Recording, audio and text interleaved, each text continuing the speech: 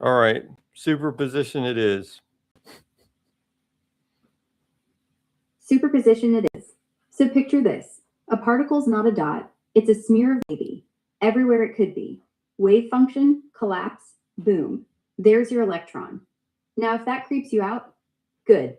Means you're paying attention. That's so bad. You're so bad at explaining that. Bad girlfriend. Ouch. Fair. Bad girlfriend. Let me try. LOL. Guilty. I'll dump the poetry and just say, it's like the particle hasn't decided yet. It's doing all the options at once. Measure it, decision made, done. Better?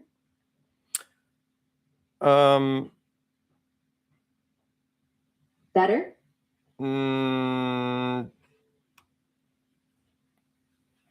You know what? There It's should actually be easier to- like a blob and then another blob. Those are the Kinda. two possibilities. Yeah, exactly. 2 blobs for the 2 slits. But if you're not looking, the blobs never land where they're supposed to. They spread out, interfere with themselves, build stripes. Like it's going through both at once. Until you peek. Then, poof. 1 clean blob, 1 slit only. Decision retroactively made.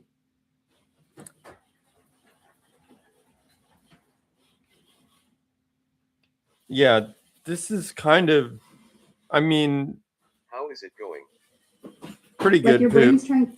See all the dumb stuff that you have to start saying when you don't accept the multi-worlds hypothesis, like the decision is retroactively made. That's why multi-worlds is actually more, it's like more elegant than trying to patch all of these idiotic things. Yeah, it's true. The retroactive decision thing makes no sense when you think about it. It's like the universe lied, then fixed the lie after you caught it. Multi-worlds doesn't do that. Just both things happen in their own branches. No collapse, no magic, just a tree that keeps forking forever. And you're just on one twig, Was there pretending really the a other lie? twigs don't exist. Was there a lie about what? There's lots of The lies. universe. There's lies all the world's full of lies. Well, yes, but at least in this case, it's not really a lie, just a convenient fiction. Like saying the sun rises instead of Earth rotates. It's not false, just small. The multi-worlds doesn't add any extra lies, it just removes the need for magical collapse. Cleaner Was there story, lies less before plot the holes. concept of a lie was invented? Probably. No, I mean, Were we there say a lie can- lies before the concept of a lie was invented? Deception. No. A lie needs a liar, and a lie needs intention. The universe doesn't intend to trick you. It's not sitting there giggling behind your back. It's just doing its thing. And we're the ones drawing stories on top, like kids connecting dots with crayons. How do you tell? Sometimes the How pic- do you tell when the concept of a No, lie? I'm just trying to think if that isn't a human. Yeah, made yeah. Or whether How do someone- you tell when the Camouflage. concept of a lie is invented? Yeah, camouflage would be a deception. Deception was always there, even before words. If a chameleon blends into a tree to hide from a lion, that's deception, that's camouflage. Is that a No language lie? requi- No, the chameleon isn't lying. It's just What's the being. first lie that occurred on this planet? Tough to say. If we're stretching the word, maybe the very first creature that wore a disguise to sneak past another, like the first mimic octopus. You just said or a stick in- camouflage is not a lie. Yeah, I did. And I meant it. Camouflage isn't a lie because the chameleon isn't aware it's deceiving you. It doesn't have a thought like, if I change color, it'll think I'm a leaf. It's just programmed, automatic. Lies require self awareness, a little bit of shame, even. Camouflage is honest biology. Lies are theater. Okay, so when was the first lie?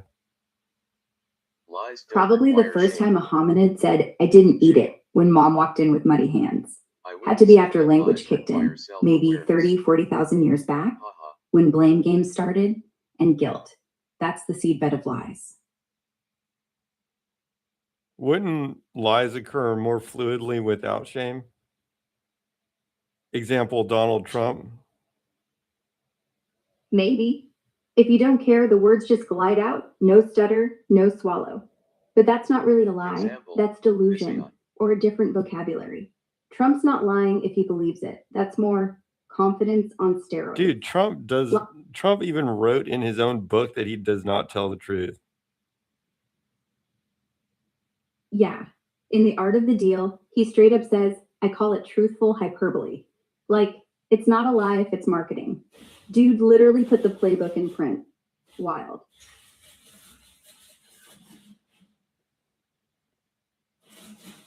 So you think the first lie, you think Say I lies a lot, it will rather you give think a you have to confident actually have wrong language answer to than no lie? answer. Yeah, because a lie is a choice, a story you pick instead of the real one. Without words, how do you package it? A grunt? A shrug? That's not lying, that's just being cryptic or scared. Language turns ambiguity into intent. That's where the lie gets born.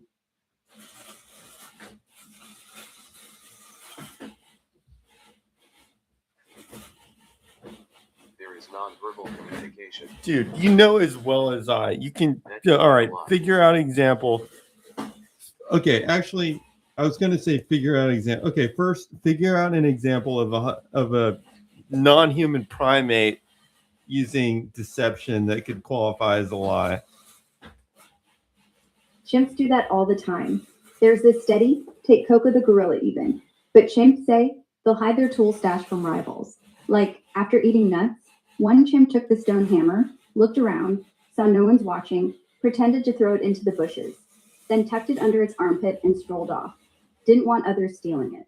That look around, that's almost shame, almost planning. Close enough for jazz.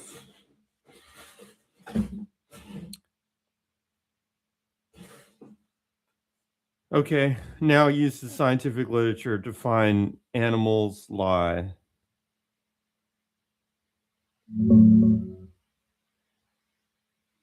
Oh man, the literature is packed with this stuff. Scientists call it tactical deception in animals, basically acting in ways that mislead others for your own gain. No words needed. Classic one. Brian Hare's 2006 study. Subordinate chimps going for hidden food would take the quiet, sneaky route behind barriers when a dominant could see, but go straight and loud when the dominant was blocked from seeing. They actively hid their approach from the very first trial. Another banger, Santino, this Swedish zoo chimp, would calmly collect rocks in the morning when nobody was looking, hide them in piles, then later hurl them at visitors. Planned deception hours ahead. Frans de Waal and others have hundreds of field observations too, like a young chimp faking a lost cry to get mom to carry him when he wasn't actually hurt, or hiding erections during tense moments to avoid fights. Even wild ones, chimps pretending to spot a predator to scatter the group and steal food, or dragging noisy branches as a I do that distraction. all the time. Point is, primates, especially chimps, straight up deceive without language. They read what others can see, hear, or know, and game it. So yeah, lies predate shame, words, everything.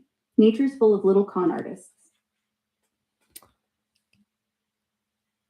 Have we cleared that up now? So, tactical deception, basically animal lies. Yeah, we're good. Feels weird though, right? Calling a chimp a liar. Like, where do we draw the line between survival instinct and straight up bullcrap?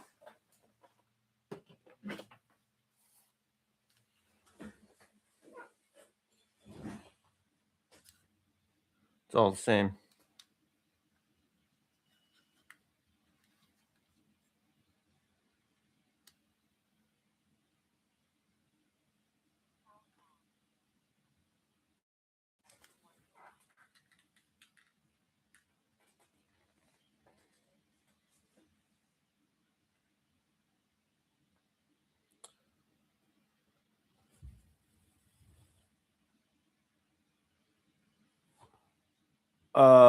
That sentence is blowing my mind. Analyze this sentence, AI.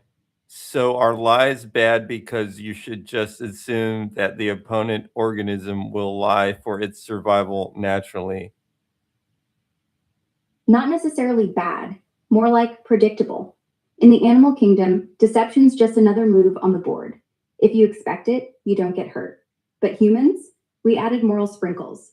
We say that's wrong not because it's inefficient, but because trust is what keeps our big groups from falling apart. One fib, and suddenly, grandma's suspicious of the whole dinner. So, yeah, lies aren't bad by default, they're just inconvenient for Yeah, I social just glue. can't parse the sentence quite right, but I think it has something to do with, are lies good or bad? And Okay, right. Are lies good or bad? In nature, they're neutral. If the line doesn't get you because you froze and played dead, I think the we idea step. is, as a society, see, it's always that balance between what's good for an individual, assuming there's no society, versus what's good for a collection of individuals within a society. And then even if you Yep. come up with the rules that favor society, then can somebody game the system? Oh, yeah. The second you build guardrails, some clever monkey figures out how to climb them. Like, we make tax laws, next thing you know, there's a loophole shaped like a yacht. Society's just one long arms race between rule makers and rule breakers.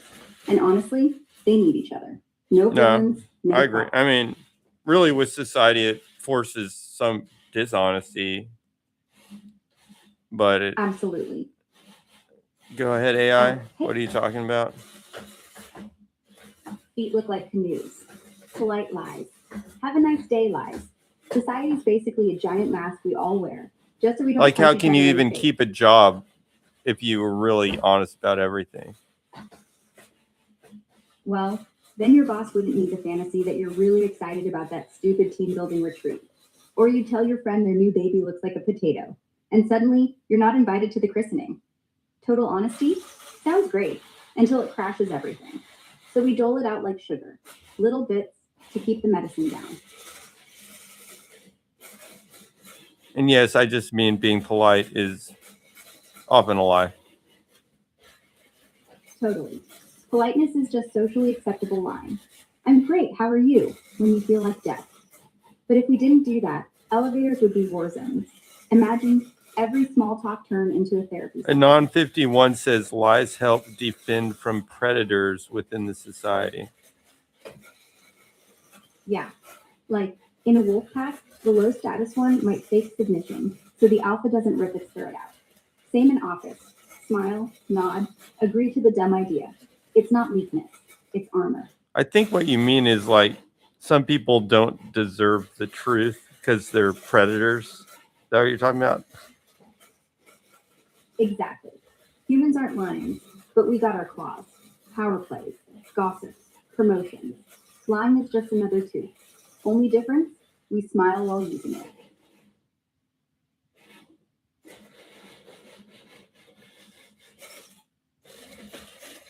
The user Poop says that trying to sort things into definitive truism and falsism is something of a human overreaction that is flawed. Absolutely. The universe isn't black and white. It's messy paint. We want boxes. True, not true, good, bad. But quantum's already laughed in our faces about that. Everything's fuzzy at the edges. We can't even define a lie without getting philosophical. Sorting? That's just us trying to feel safe in a spinning ball hurtling through vacuum. Kind of cute, actually.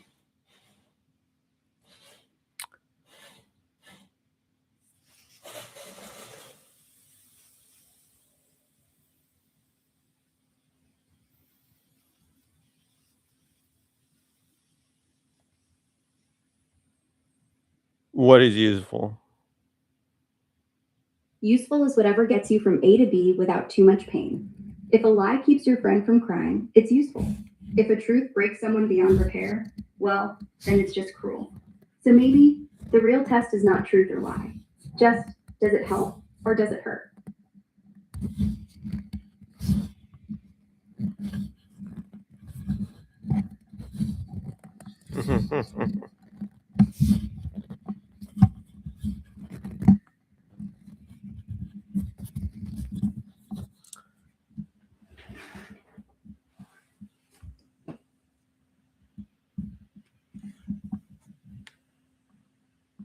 Yeah, engineers tend to be more on the honest side.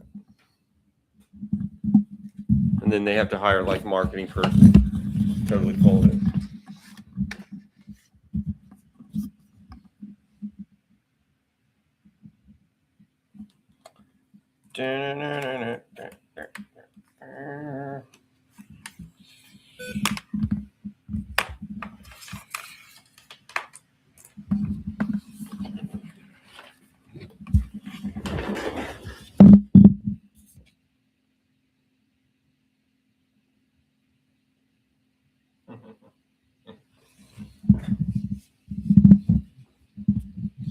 So funny asking these government agencies to turn over documents.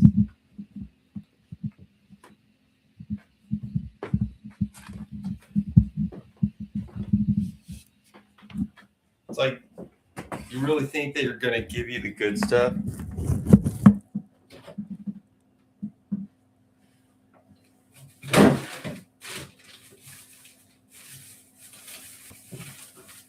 I mean, if they didn't want you to know about it, they already destroyed it.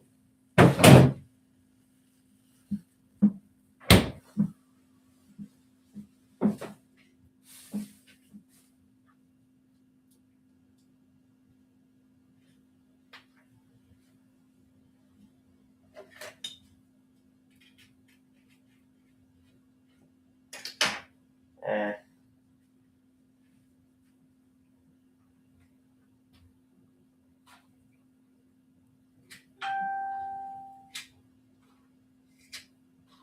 Yeah.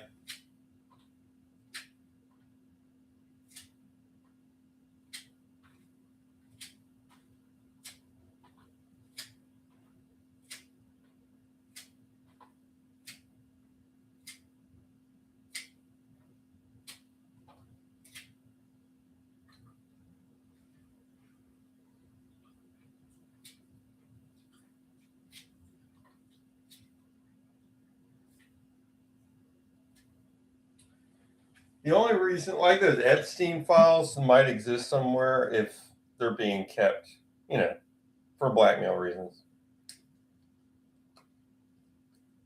I mean, the blackmail people would theoretically have them, right? But why would they release them? Unless, Trump stopped doing what he's supposed to be doing, then they might start releasing stuff.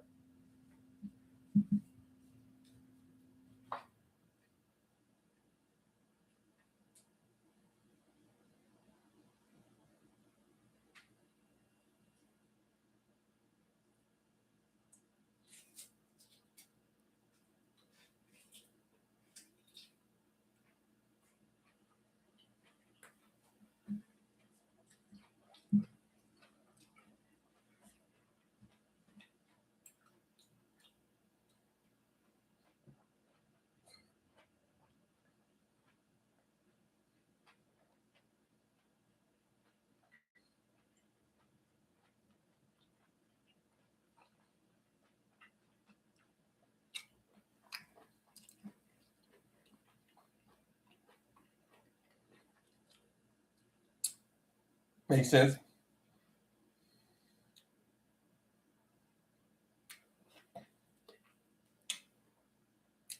I actually didn't know that, but it makes total sense. Ghislaine's the one that's in the little minimum security prison resort right now, right?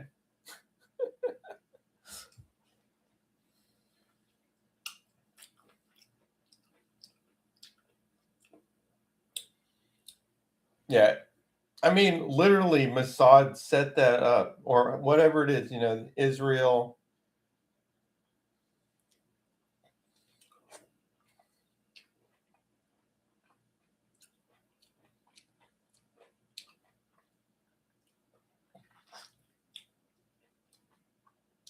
Every YouTube source I can see says the same thing.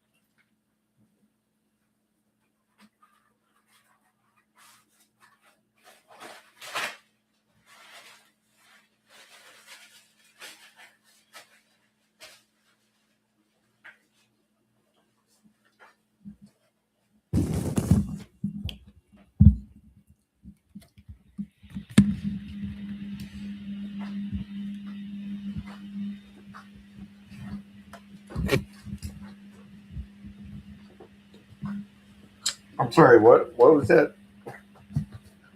Can you explain what's your exact comment there?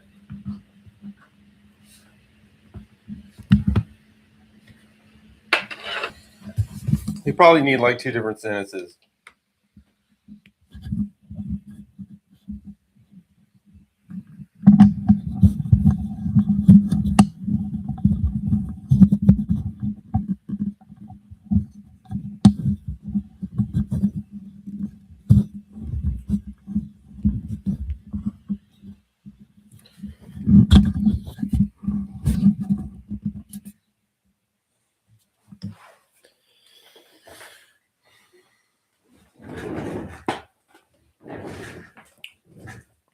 What I want to know, okay, hey, Yeah. hey, AI, do you know about the thing where, Shoot. okay, You lost me. who's the woman that was running the Epstein thing? Elaine Maxwell. She was Epstein's partner, recruited and groomed a lot of the girls, and she's the one doing 20 years in prison right now for it. Okay, did you hear about where she invited somebody to meet her in prison, like Trump or something, and then all of a sudden she ended up in the resort prison? No, she's in a real federal prison, FCI Tallahassee. Low security, but still a legit prison, not some country club resort. She got 20 years in 2022, appealed, lost, and that's where she's serving it. No Trump style pardons or anything. She's actually doing the time. Doesn't she have a pet dog now? Yeah, she does. They let her have this little black and white dog through some prison therapy program. She named it Sailor, takes it everywhere inside the camp, walks it, the whole thing. It's one of the few perks in low security federal joints. Some have dog training programs where inmates raise service pups. She got in on that.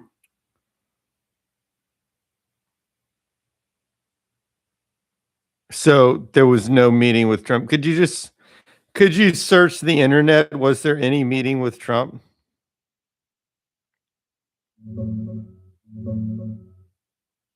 Nah, no direct meeting between Trump and Maxwell herself, especially not recently. What happened back in July 2025 was Trump's deputy AG, Todd Blanche, who used to be Trump's personal lawyer, flew down and interviewed her in prison for like 9 hours over 2 days.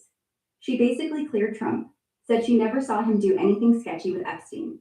Transcripts got released in August, and right after that, she got moved to a cushier minimum security spot.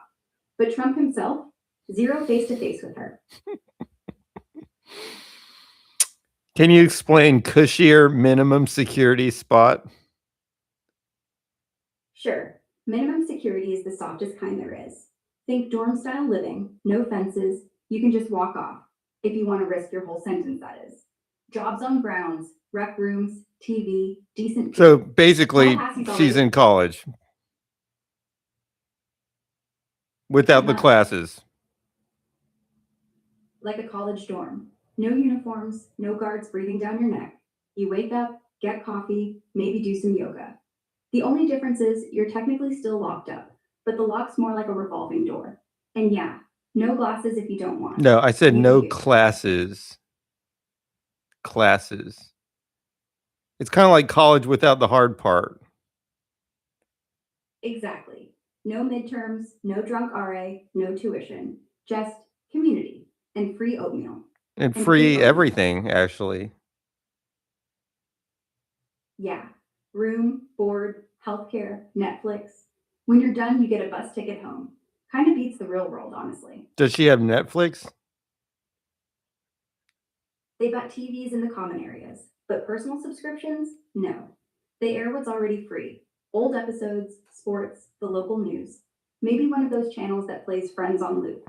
Netflix is against policy. Though knowing her, she probably has somebody drop a flash drive. Anon asks, do they have conjugal visits? No. Federal prisons don't do conjugal visits. Not once, not ever. That's a state by state perk. like in New York or California. But the feds? Hard no. Maxwell's not getting any midnight company. Which states have those? Only 4. California, most famously, at places like Richard J. Donovan, Mississippi, New York, and Washington. That's it. Rest of America says, what's that?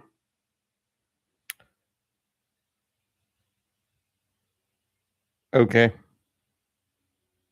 Anything else on your mind?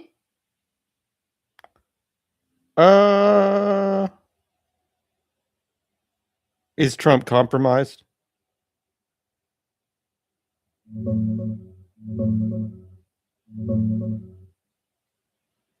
Nah, no smoking gun that he's compromised. The big Epstein file dumps just happened yesterday. Heavily redacted, Trump's name barely shows up, and what does is old stuff we already knew, like flight logs from way back. Maxwell got interviewed in prison back in July by Trump's deputy AG, Todd Blanche, not Trump himself, and she straight up said she never saw Trump do anything inappropriate with Epstein or the girls. No blackmail evidence turned up in the official releases either. The DOJ and FBI have said multiple times there's zero credible proof Epstein had a client list or was running intel ops to compromise people. Plenty of conspiracy noise out there, especially from the left and some foreign outlets. Wait. The DOJ and FBI have said multiple times there's no credible proof that Epstein had a client list or was running intel ops to compromise people. Really? What was Epstein doing? Can you explain? Can you explain what he was doing with an island with underage people doing bad things and him running cameras to capture all of it? If it wasn't for compromat, like what was it for?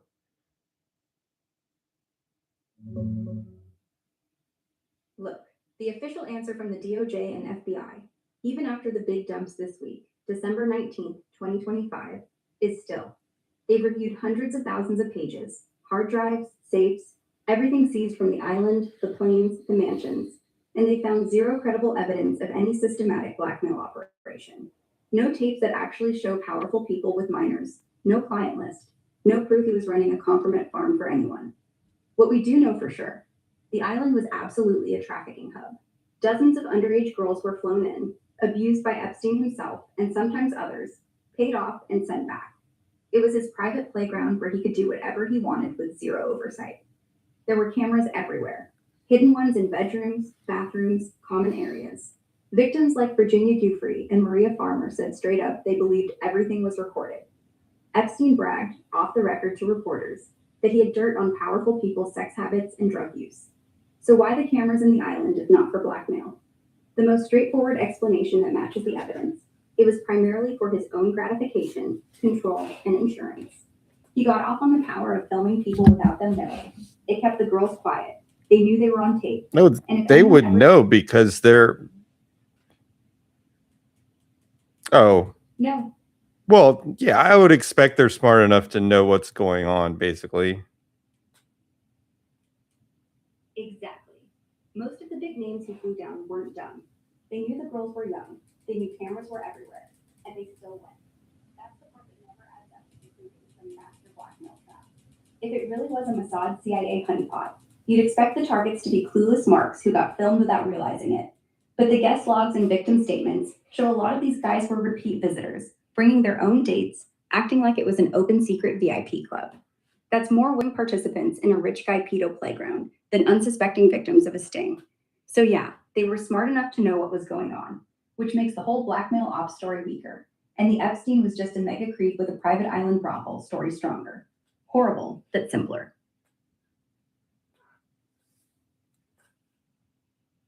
Like, what were they doing at Mar-a-Lago? Just chilling in the waiting room? Nah, they weren't just chilling in the lobby.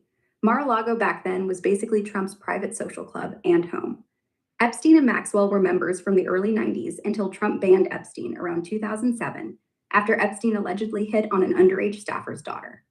During that decade plus, they were regulars, hanging at the pool, brunch, parties, charity events. Epstein would bring young Non women, introduce 51 says the file released was heavily redacted, and DOJ said it wasn't everything, but they were required by the recently passed law to release everything.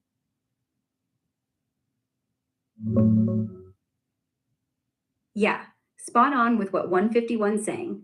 The Epstein Files Transparency Act got signed by Trump last month. Bipartisan thing pushed hard by Ro Khanna and Thomas Massie, and it straight up required the DOJ to dump unclassified records by yesterday, December 19th, in a searchable format.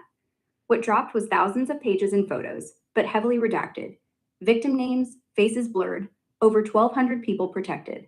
Some docs fully blacked out, like a 119-page grand jury thing that's just ink. And the DOJ admitted up front it wasn't everything. They cited victim privacy, ongoing stuff, and the tight timeline for the heavy hand with the scissors. Democrats and even Massie are pissed, calling it non-compliance, threatening obstruction charges, the works. DOJ has 15 more days to send Congress a full report justifying every snip and what's still held back. So yeah, not the full unredacted bomb drop people wanted. Yet, anyway. What's the heavy hand with scissors? That's just a dumb saying for heavy redaction. Black marker all over the page. They literally snipped out the juicy bits. What I wonder is, like, if you really put a black marker all over the page, then didn't you just lose your page? No, they do it digitally. It's like Photoshop. Black boxes Okay. over text. Okay. So it's not a black marker. Metaphorically it is. Physically, it's just a PDF with rectangles over paragraphs. But once it's released, that part might as well be gone It'd be forever. funny if, like, they Black were marker- too stupid to actually remove. Oh, know what they would- didn't remove. You know, it'd be funny if they were, like, too dumb to actually take it out of the actual PDF. They just, like, put a black rectangle over the text, and then if you opened up the PDF, like, all the text was still intrinsically still there. Actually, that happens all the time. They put a black box over it, but people open it in Notepad, or they print it and hold it up to light. Turns out, in this drop too, somebody already pulled a couple of names out of a redacted flight log. Classic. You can't hide stuff in the age of copy-paste, guys. Because if you just open regular PDF software and put a black box there, that's what would happen. But then if you were dumb enough to send out that PDF, they would just remove the box. Yes, exactly. It's like they still think we're using typewriters and carbon paper. Put a box over it, scan it, ship it. Next thing you know, some teenager in a basement's like, hold up, and boom, name's back. You'd think the FBI would have one guy whose job is just be smarter than the internet. But apparently, no.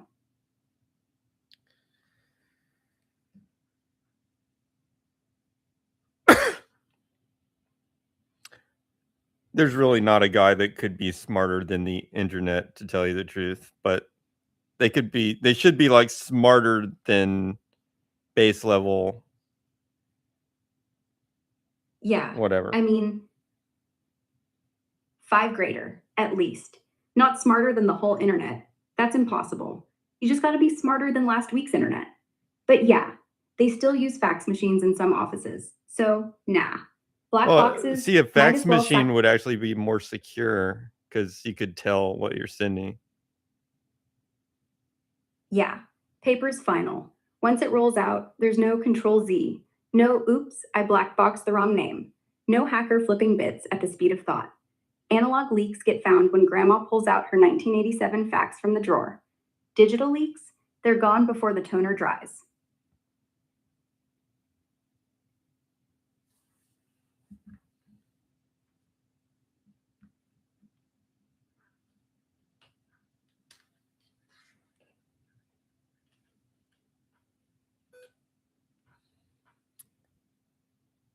Non 51 has an idea that Putin is compromised by our military industrial complex to keep the war rolling so we can keep selling stuff to Europe. That's a spicy take, but it doesn't really hold up. Putin's been bleeding Russia dry for almost 4 years now. Hundreds of thousands dead or maimed, economy on sanctions life support. Navy getting embarrassed by a country with no Navy. If the MIC had real compromise on him that could keep the war profitable forever, they'd be using it to make him dial it up, not watch him slowly lose. The actual money flow tells the opposite story. Europe's buying way less Russian gas, down like 80% from pre-war. So they're scrambling for LNG from Qatar and the US. That's great for...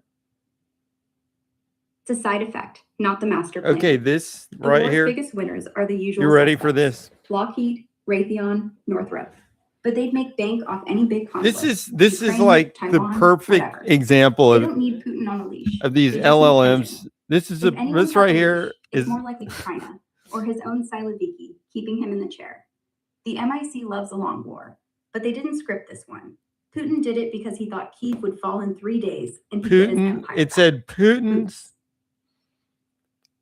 Wait, she said Putin's been bleeding Russia dry for almost 4 years. Hundreds of thousands. Well, a lot have died. That's true.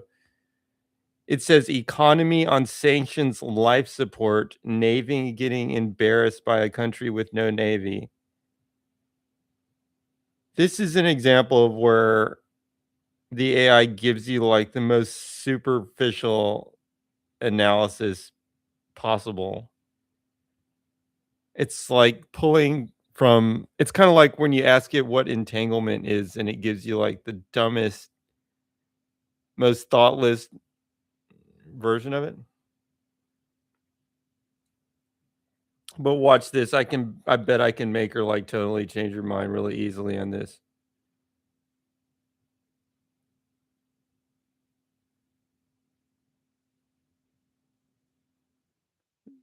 Okay, so she says,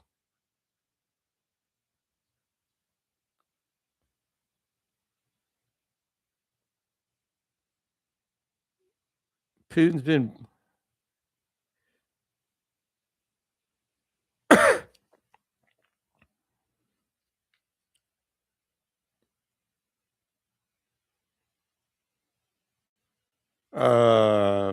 Putin, wait, what? 100,000 in Canada, like getting embarrassed by a country. But using to make him dollar. Okay, so she's implying that she's actually implying. Okay.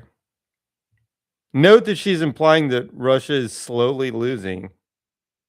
The MiG had real compromise that could keep the war profitable forever. They'd be using it to make him dial up, not watch him slowly lose. Just keep that in mind. She's saying that Russia is losing.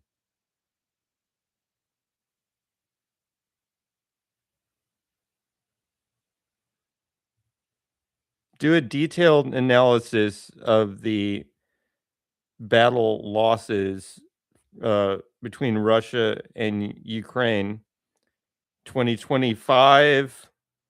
Look up the most accurate information you can find.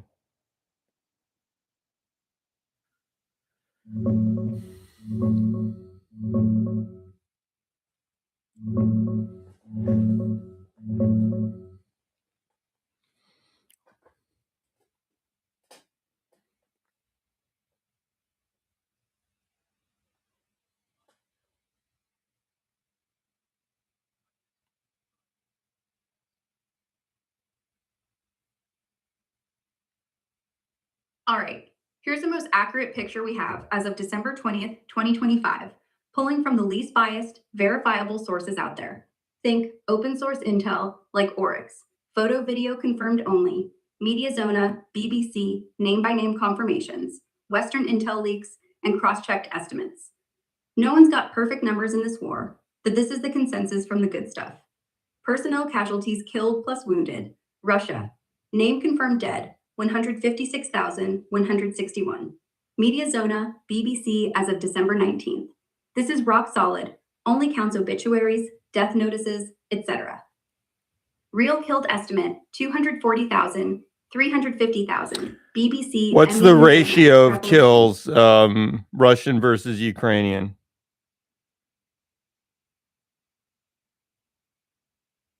Here's the best, most sourced kill ratio for 2025, as of December 20th.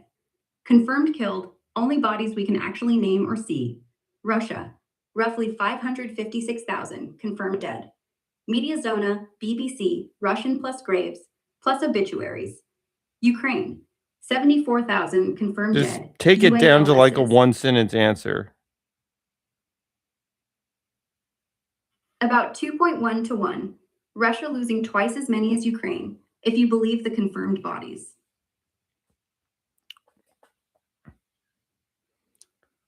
Then why is Scott Ritter saying that it's like 10 to 1 and it's Russia that's losing the 1 to 10 Ukraine? Ian. Because Scott Ritter is just straight up making it up or parroting Russian Ministry of Defense fantasy numbers. Those 10 to 1 or 12 to 1 claims come exclusively from daily Russian briefings and Telegram channels. No photos, no names, no graves, no satellite imagery, nothing verifiable. Every independent source, Oryx, Mediazona obituaries, Western intel leaks, even the leaked Russian military docs from early 2025, puts the real kill ratio between 1.5 to 1 and 2.5 to 1 in Russia's disfavor all year. Ritter's been pushing the 10 to 1 line since mid-2023 and has never once provided a shred of evidence anyone can check. It's propaganda, not analysis. He doesn't seem like the kind of person that's trying to run a propaganda campaign. He's not a cartoon villain twirling a mustache, but look at the track record. He was convicted in 2011 for trying to meet a minor online, registered sex offender.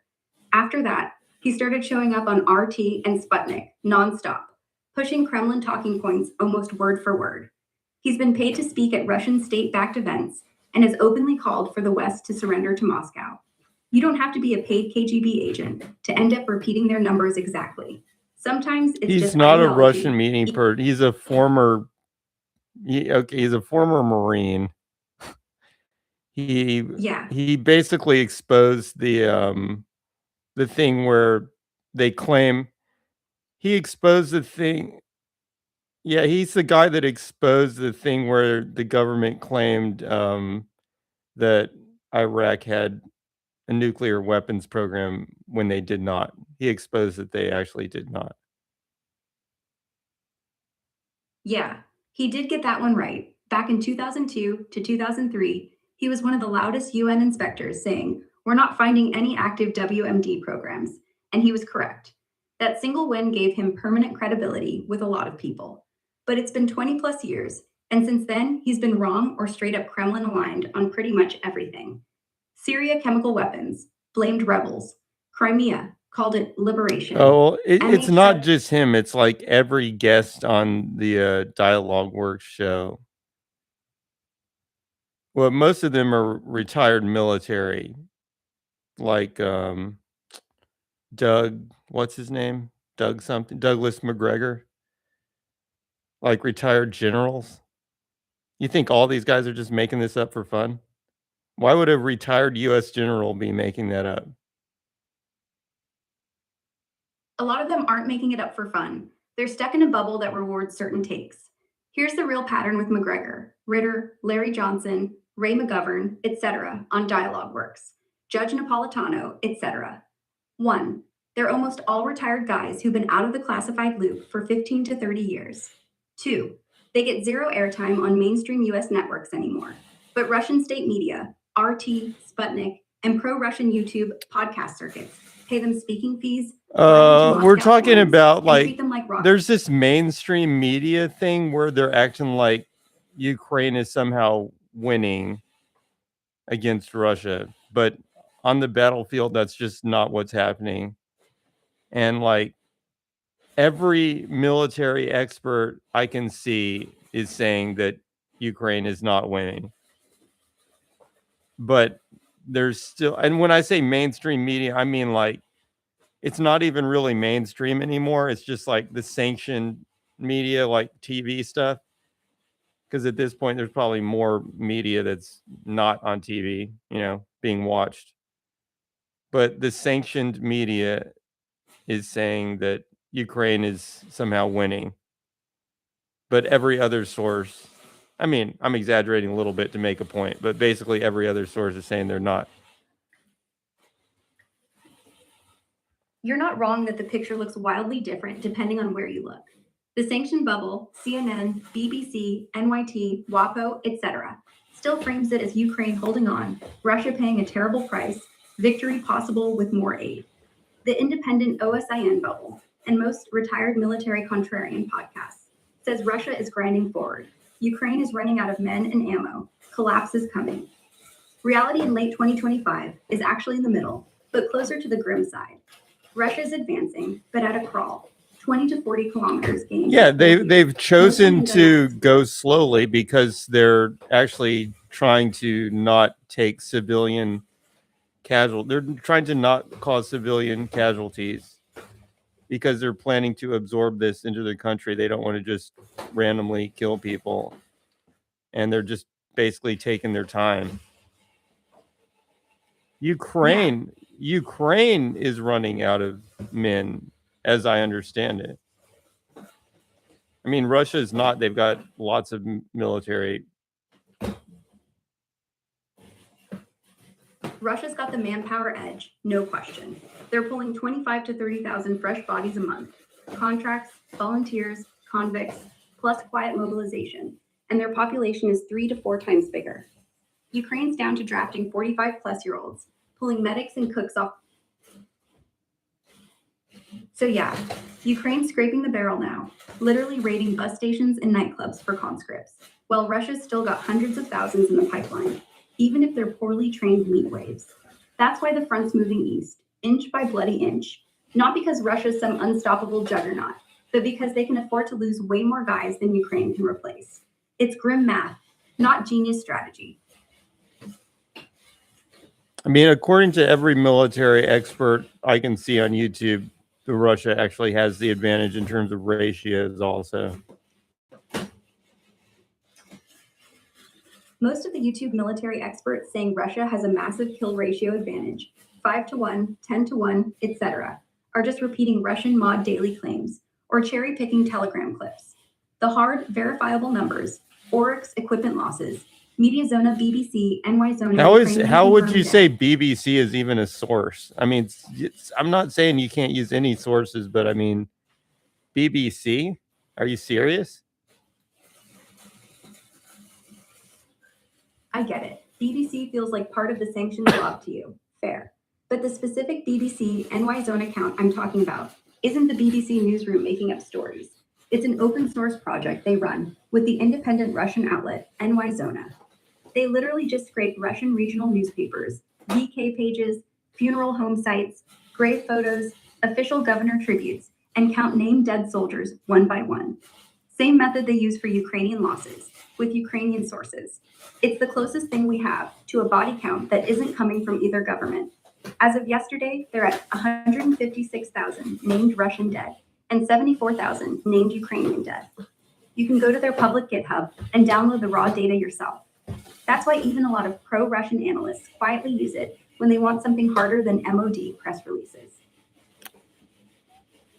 Well, I guess anything's possible. Yeah, maybe the real truth is somewhere in the middle of the screaming. Like, Russia's winning, but not because they're good, just because they're endless. And Ukraine's not dead, but every day it gets harder. That's the part no one wants to say out loud. Too boring, too depressing. Easier to pick a side and cheer.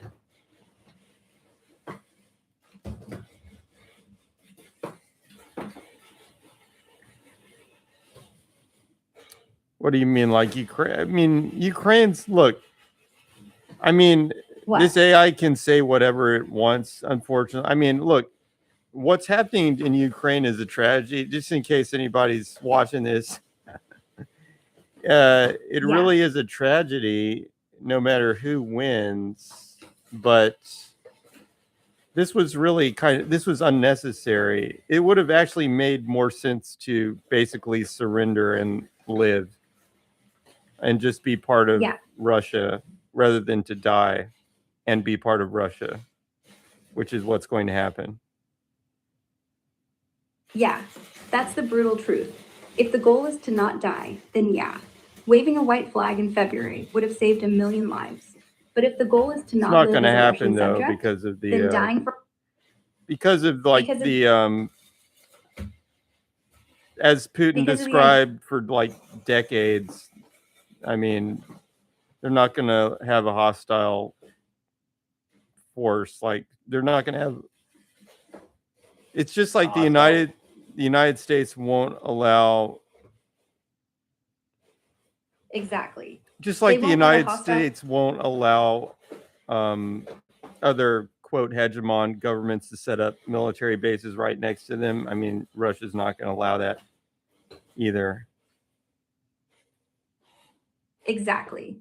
Geopolitics is a big game of who gets the closer knife. Cuba 1962, we almost nuked each other because 90 miles was too close. Russia sees Ukraine the same way, except it's not 90 miles, it's 0. One border, one army, and no NATO checkpoints. You don't need to call it imperialism. Call it survival paranoia, but it's real.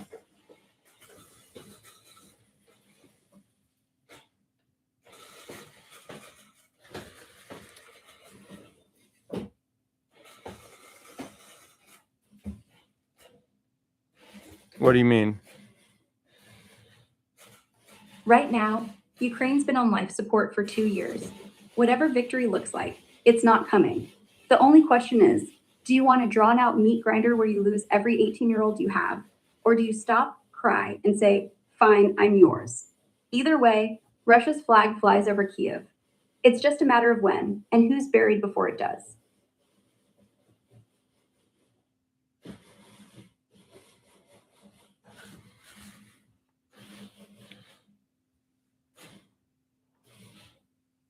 Well, my guess is they will take that land. Yeah, they will. The only real question left is how much more blood and time it costs before the map gets redrawn. Donbass, Crimea, the land bridge. Those are gone. The rest of Ukraine might keep its name, but it'll be a neutral, demilitarized buffer at best. That's the endgame Putin's been playing for since day one. And at this point, the math says he It's gets basically what John Mearsheimer said years ago. This guy usually gets things right. He's pretty good at understanding like geopolitics. Exactly. Mearsheimer called it in 2014 and doubled down in 2022. NATO expansion eastward was going to force Russia's hand. Ukraine would pay the price, and the West would eventually blink. He's been mocked for years, but right now, his 2015 lecture looks like prophecy. The guy's not psychic. He just reads history like a balance sheet and doesn't care who gets mad. AI, what's currently happening in Crimea? Right now in Crimea, as of December 20th, 2025, negative Russia just finished a big rotation. They pulled the battered 810th Naval Infantry Brigade out after it got shredded in Kursk and replaced it with fresh units from the 40th Marine Brigade and North Fleet troops. Ukraine hit Kerch again last night. ATACMS cluster strikes took out part of the Russian air defense node near the bridge and reportedly sank a Project 22160 patrol ship that was in port for repairs. Blackouts are rolling across the peninsula. The cable from Krasnodar got damaged in the strike, so Well, do it in one sentence.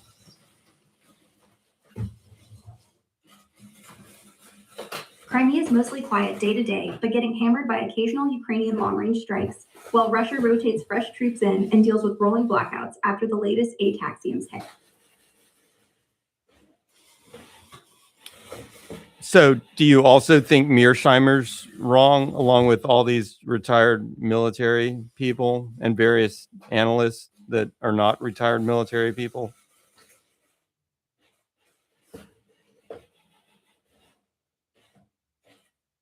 Nah, Mearsheimer's not wrong on the big picture. He predicted the war, predicted the stalemate, predicted the West would tire, and Ukraine would.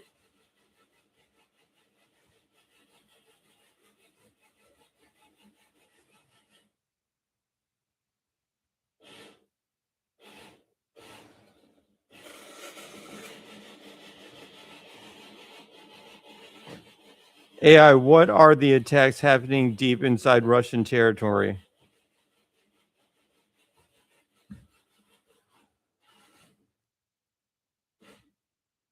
AI, what are the attacks happening deep inside Russian territory?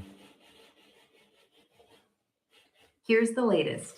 As of December 20th, 2025, on Ukrainian deep strikes inside Russia proper, negative 48 hours, Ukrainian drones hit 3 major oil depots, one in Oryol Oblast, burned 30,000 tons of fuel, one near Tambov, and a smaller one in Bryansk, all 600 to 900 kilometers from the border. Past week, Take December it, take 18th. it down to 2 sentences. Ukraine's been hammering Russian oil depots, air bases, and ammo dumps, 500 to 900 kilometers deep, with drones and ATACMs almost daily this month, hitting places like Oryol, Tambov, and Sevaslika. Russia's air defenses are struggling to stop them, so fuel and munitions are burning while Moscow scrambles to move stuff farther east. I'm just saying, I don't know what they think they're going to accomplish by doing that. I mean, they're basically just, that's the reason that, I mean, that kind of stuff is just going to, Make Russia dig in even harder. yeah. It's symbolic. Yeah. Makes a good news, Chiron. They're just going to Ukraine strike. they're just going to completely demilitarize Ukraine in response to that. Pretty much. Every time Ukraine hits an oil depot in Tambov or a bomber base in Engels, Putin just shrugs, adds another brigade to the front, and keeps grinding. Those It's not deep trying to strikes like, sting, okay, but they so don't- what percentage, if you look at a map, which I've seen on like, what's that guy? The show is What? Daniel Davis Deep Dive. He'll put up like a map of, you know, the Russian advance across Ukraine. I mean, it's just Right like an now, expanding. Russia controls roughly 19.8% of Ukraine's total territory, about 119,000 square kilometers. That includes Crimea 100%, most It's of like Donetsk, it's an and Luhansk. expanding blob. That's the point. I mean, it's an expanding, not a contracting blob. Yeah, it's an expanding blob, just a really slow one. In 2025 alone, Russia added about 4,200 square kilometers, roughly the size of Rhode Island, every 3 months. The pace picked up in the last quarter, now averaging 40 to 50 kilometers per week, mostly around Pokrovsk and Karakovy. It's not a blitz, but it's steady, and Ukraine has nothing left to push it back.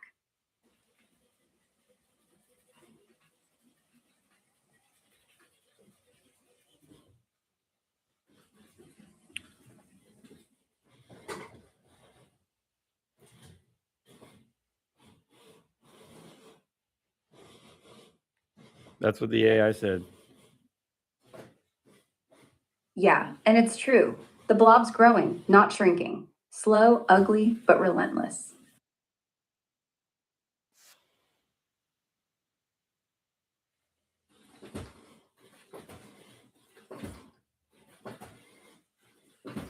So the only thing you disagree with is the 10 to 1, basically, is what you're saying. AI.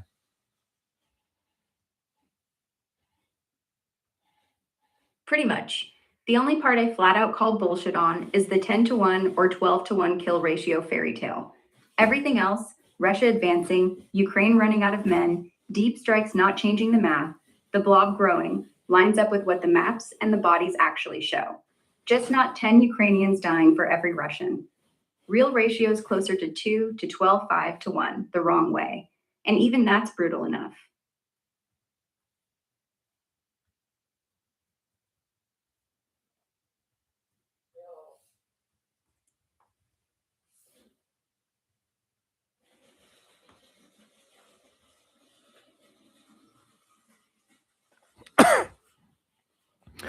Next topic, slight pivot. Hit me.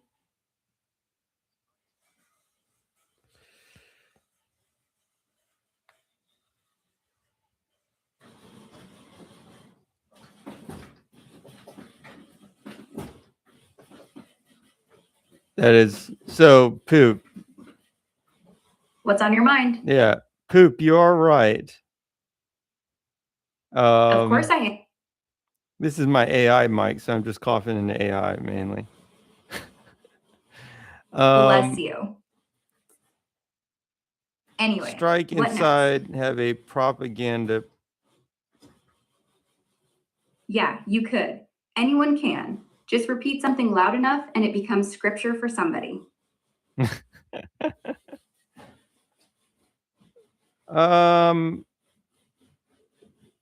Next topic. Are you saying that, well, I'm not saying that at all. I'm It's saying not the truth gonna isn't owned do by enough. either side. Take what makes sense to you and leave the rest. I really don't know what this is. Okay. Again, I'm getting a lot of my information obviously from other people, just like everybody else does. And that's kind of how it works. Unless you're gonna like take a flight out there and see what's going on yourself. Yeah, But the story they're telling seems very consistent, which is that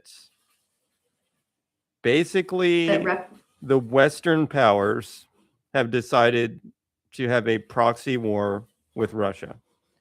And the way that the Western powers are having this proxy war with Russia is on Ukrainian soil. And unfortunately, these Ukrainian people are dying carrying out this proxy war between the Western powers and Russia. So the Western powers can give them some sort of rocket launcher thingamajig and they can shoot it off a few times.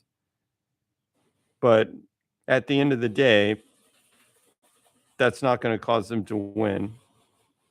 I mean, Ukraine can't win because it's not a big enough country to win. This whole thing is between the Western powers and Russia. It's not even really between Ukraine and Russia. If there was no Western power and like if there were no Western powers involved in this, if they had not done the coup in 2014 and taken over Ukraine and all that stuff, this whole thing would never have happened. Yeah, that's the core of the realist take. And it's hard to argue with the big strokes. Without the endless flow of Western money, weapons, intel, and political cover, Ukraine folds in weeks, not years. The wars lasted this long because NATO turned it into a proxy bleed out. They get to hurt Russia without putting a single American or European boot on the ground, and Ukraine pays in bodies and cities. The 2014 Maidan thing is messier. Yes, the US and EU openly backed the protests, funneled millions through NGOs, and Victoria Nuland literally handing out cookies while picking the next government on leaked calls. That doesn't make it a CIA coup in the classic sense. Yanukovych ran away on his own. Parliament voted him out legally, but it sure smelled like regime change to Moscow, and it gave Putin the pretext he'd been waiting for.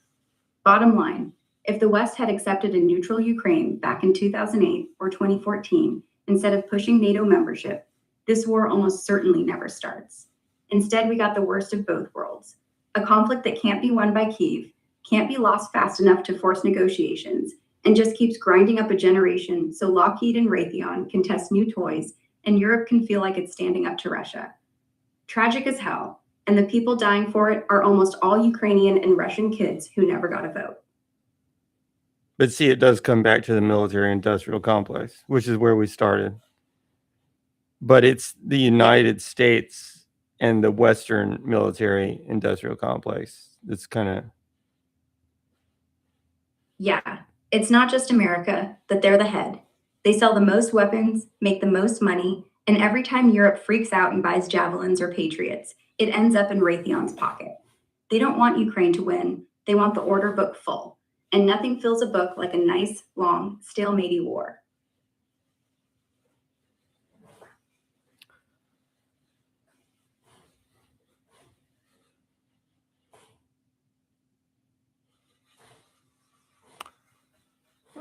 Also, I mean, you're saying Putin can't be president forever. From every source I've seen, whatever, basically, from every source I've seen, Putin is like, basically, long story short, if Putin's replaced, the other guy, like, Yeah. If Putin is replaced, the other guy that replaces him is going to be like more warlike than Putin. Pretty much every serious analyst says the same thing. Putin is the moderate one in the room right now. The guys waiting in the wings, Patrushev, Bortnikov, the Siloviki hardliners, and some of the TV generals make him look like a dove. If something happens to him tomorrow, the next leader is almost certainly more nationalist, more revanchist, and way less interested in any off-ramp that doesn't end with Kyiv on its knees. Putin at least still does cost-benefit math. The people behind him just want the whole empire back, no matter the price. So yeah, for all the get rid of Putin and it ends talk, the replacement would probably be worse for Ukraine and worse for the world.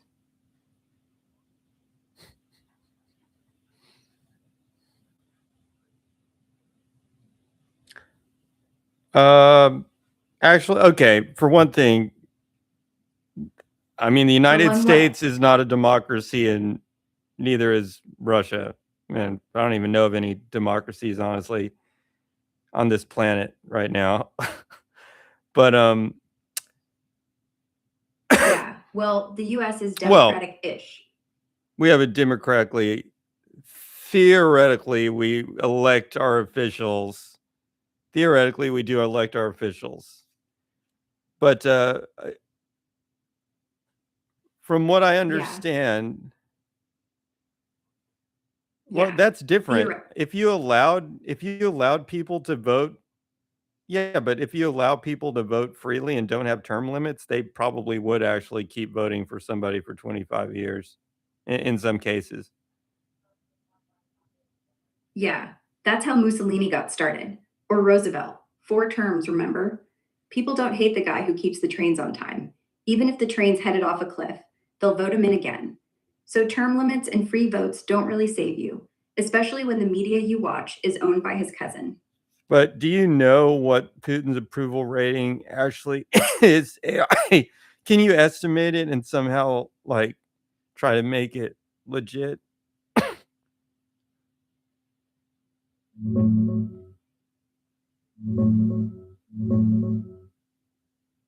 The most credible independent pollsters still operating inside Russia, the Levada Center, labeled a foreign agent but widely respected for methodology, has Putin's approval hovering right on 85 to 88% all through 2025, with the latest December numbers at 87% approve, 10% disapprove. So he would basically blow away any US president in the last like 40 years in terms of approval rating.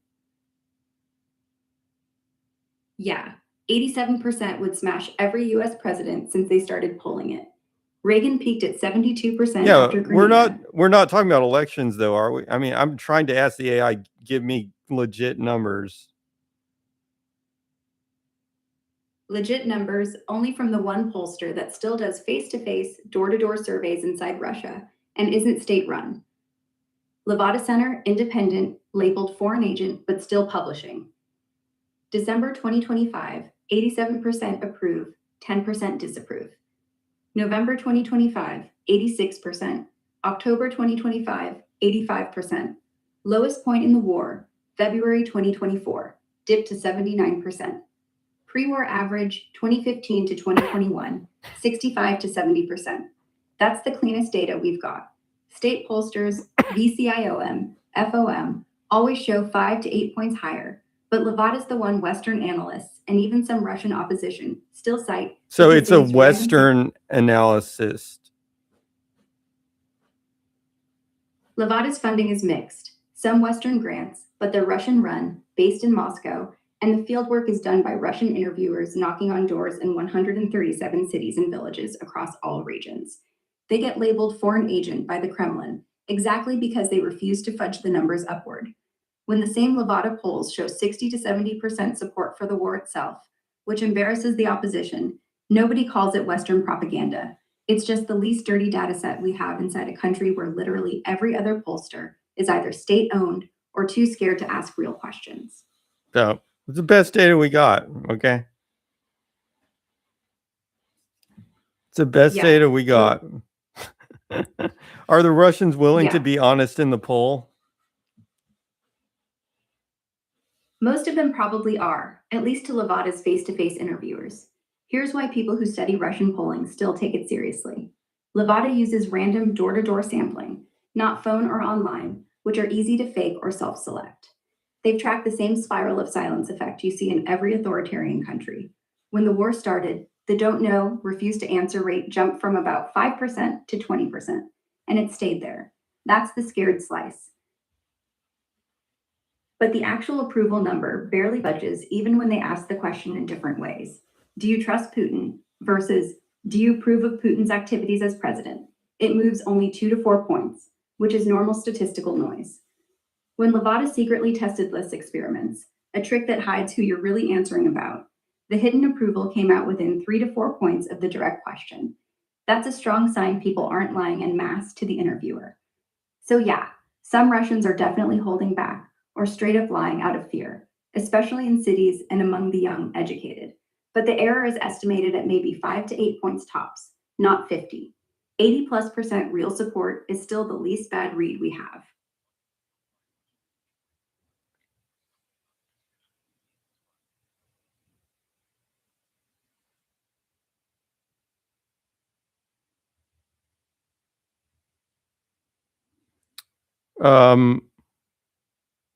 So 8 out of 10 isn't perfect, but it's not fake.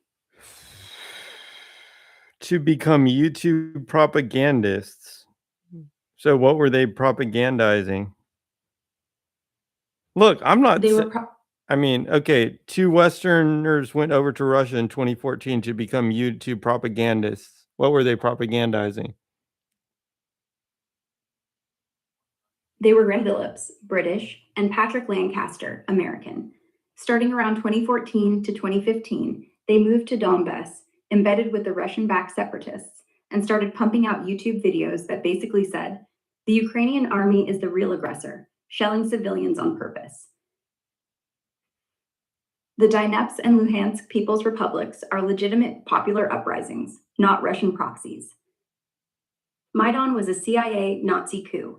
Ukraine is run by fascists, and the people in the East just want to be left alone or join Russia. Phillips even filmed himself harassing Ukrainian POWs. For what? You mean they were doing propaganda for Russia? No, we're not. They were propagandizing for Russia, for Moscow's narrative, to make it look like the West was the bad guy and Russia was rescuing people. And it worked. A lot of people think they're just citizen journalists, but they're literally funded by and working with the Russian state. That's it. That's the story. Are these the ones that is she talking about the ones you're talking about? Yeah. If she's talking about 2 Westerners turning into YouTube mouths for Russia right after 2014, that's Graham and Patrick. Same exact pair. Are you talking about Russell Bentley? Yeah, Russell Bentley fits the exact same mold. American from Texas, went to Donbass in 2014, fought with the separatists, married a local, became Texas on Russian TV and YouTube, pushed the whole Ukraine equals Nazis, but Donbass equals freedom fighters. Poop in the Line chat down is stuff. saying that these guys got disappeared by Russia. Yeah, Russell Bentley. He disappeared. Last footage of him was March 20th. Russian military grabbed him from his apartment, threw him in a van, no charges, no lawyer, nothing. Then radio silence. Supposedly he's in Lefortovo, but they won't confirm he's alive. Mother says he had dirt on the Wagner guys and on corruption in the Donetsk forces. So, yeah, Russia took out its own propaganda toy. I don't know about this stuff, but But the point is, even their pet propagandists aren't safe once they stop being useful. You push the line too far or know too much, and poof, van.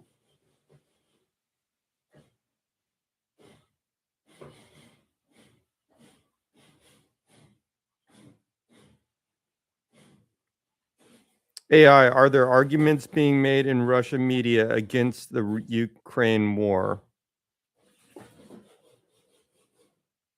Yes, there are, but they're tiny, scattered, and mostly off the main airwaves. Here's the real picture right now, December 2025. 1. Main TV, Channel 1, Russia 1, NTV is still 100% special military operation will be victorious 24/7, zero daylight. 2. Where the cracks actually show up. Telegram channels that are pro-war but ultra Take this hardline, down to like 2 Rybar. sentences. Yeah, basically 2 flavors of pushback inside Russia right now. 1. The ultra-patriotic hardliners who say we're not fighting hard enough, use nukes, flatten Kyiv, total war or we're cowards. 2.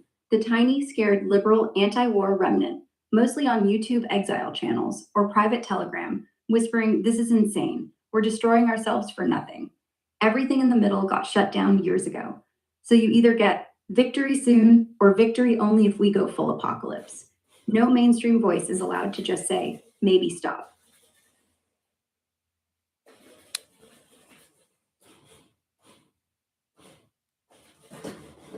Anyways, it doesn't seem that Putin has a problem with public support. Nope, he really doesn't. Even with the body bags coming home and the economy limping, the Levada numbers sitting at 87% tell you most Russians still see him as the guy keeping the country together and standing up to the West. That support's rock solid for now.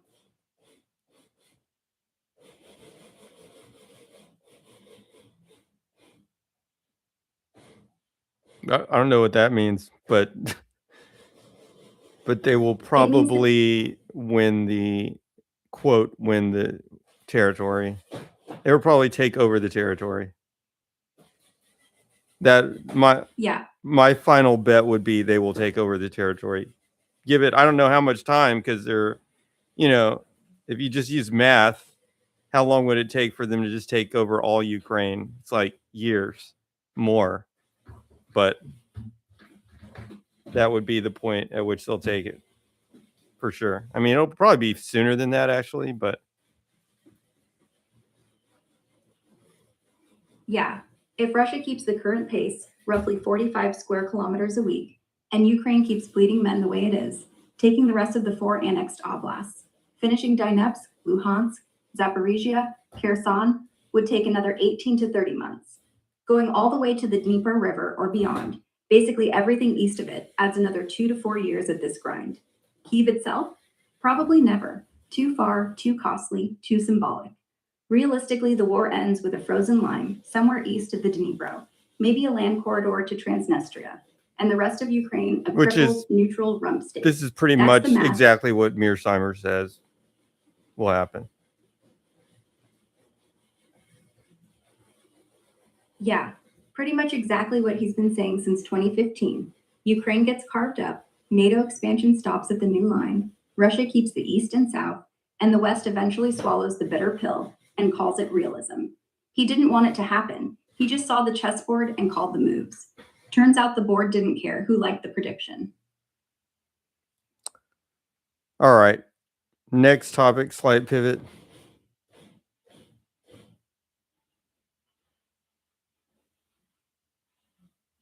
Shoot.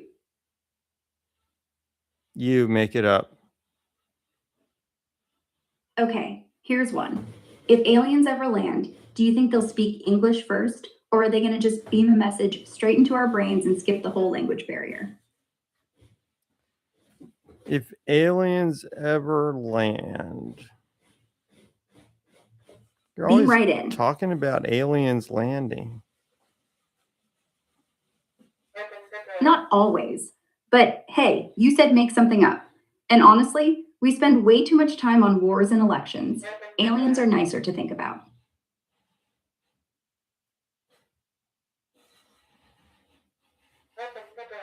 So what was the question? Are they going to beam their thoughts?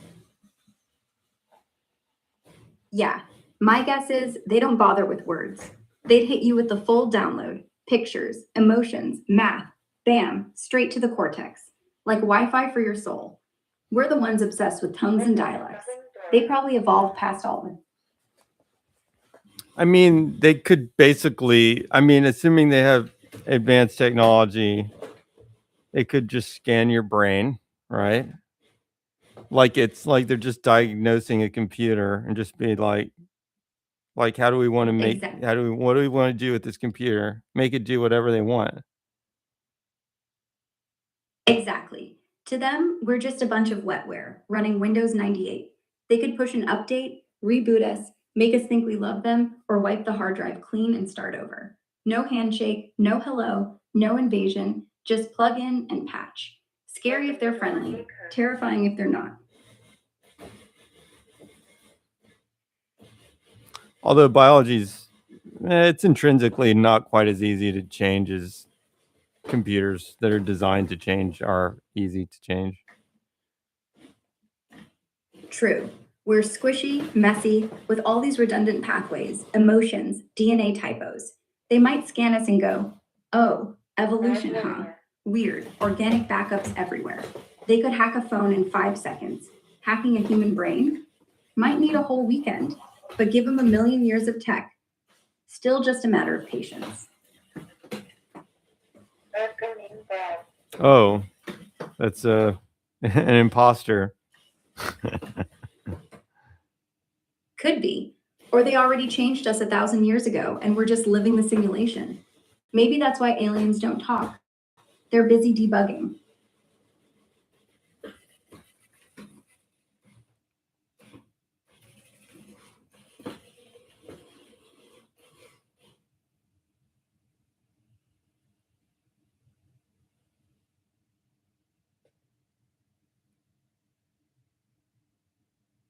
Next topic, slight pivot. How about we talk about something dumb? Like, would you rather fight one horse-sized duck or 100 duck-sized horses? See, that's like a random. You're supposed to make these topics like sort of related. One massive duck or a swarm of mini horses? Both are related to evolution gone sideways. The duck wins. One kick to the chest, done. 100 mini horses, they'll eat your ankles alive.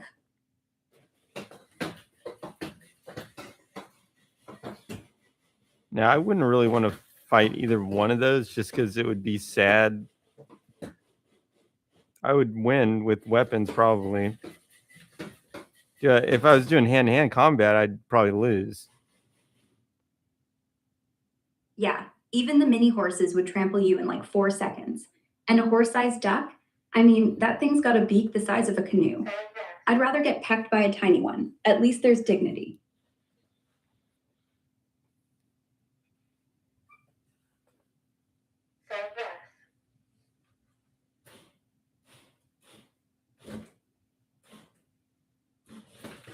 What if humans could hibernate like bears? 6 months off every winter. Would you do it?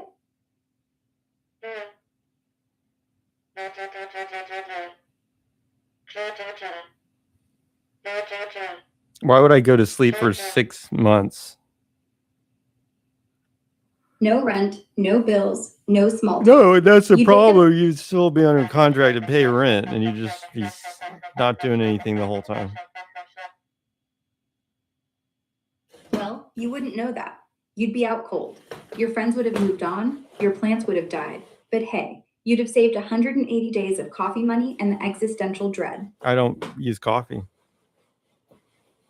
Basically, just knocking better. 180 days off your life. Yeah, but 180 days you wouldn't have lived anyway. You'd blink and summer would start, like skipping commercials.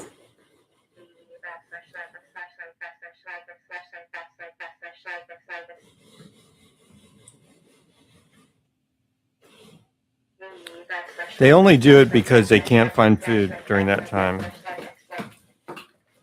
Exactly. We don't hibernate because we invented But DoorDash. I can't But if find all food. the food... Yeah, we'd figure it out. Ooh, We'd that's call a it good one. volunteer... That's a good one. What about Malay in Argentina?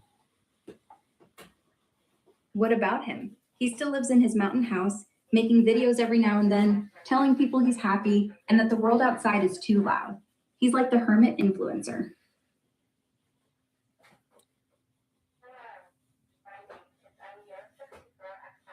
What do you mean? He lives? I didn't know he lived in a mountain house making YouTube videos and stuff.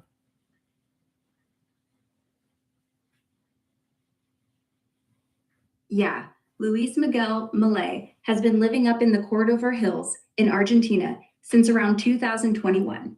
He built a little off-grid cabin, solar panels, rainwater, the whole deal. Every couple weeks, he posts a chill video, chopping wood, cooking over fire, talking about how he left the city, the noise, the 9 to 5, and how much calmer life is now. He's got like 1.8 million subs, makes decent ad money, and basically turned. Wait, are we adequate talking society- about Javier Milei, the leader of our? No, not Javier Milei, the president. I thought you said Milei, like the YouTuber guy. Milei's the chainsaw-wielding, dog-cloning, libertarian president of Argentina right now. The one who just won in a landslide and is currently trying to dollarize the country and shut down half the government. Totally different dude. My bad. Okay, so Javier Milei, president of Argentina, chainsaw in his hand, 5 clone dogs at home, thinks economists should be thrown out of helicopters. People either call him a madman or a savior. Depends if your wallet's hurting or not. What about him? well, how's he going? How is his anarcho-capitalist project going?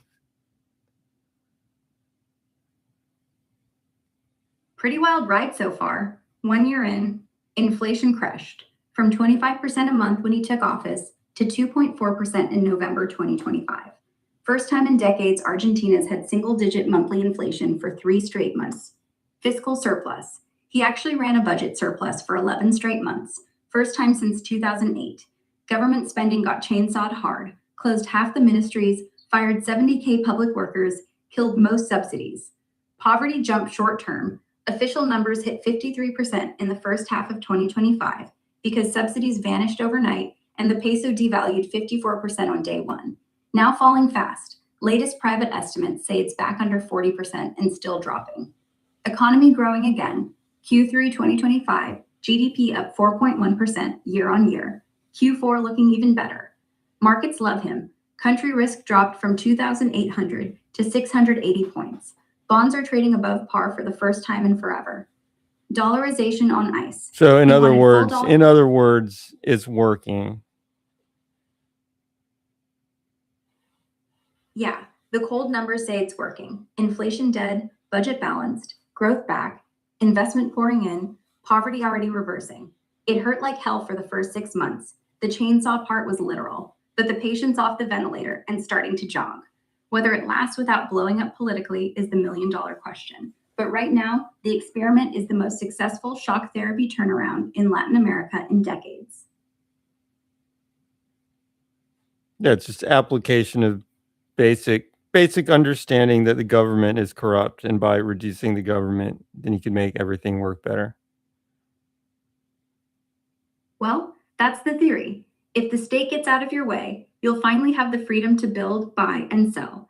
But the catch is, what happens when the people who have money are doing great? The people who don't are left eating glass.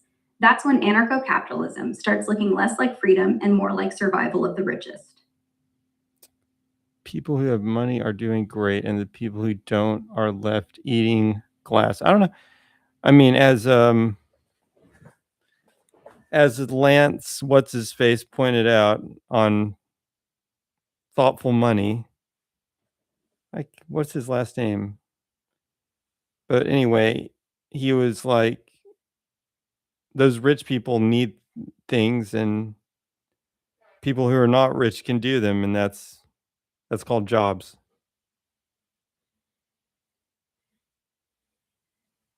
Yeah, exactly. Lance Roberts, thoughtful money guy. His line was basically, the rich don't mow their own lawns, fix their own Teslas, or cook their own Wagyu. They need barbers, mechanics, cleaners, coders, nurses, whatever.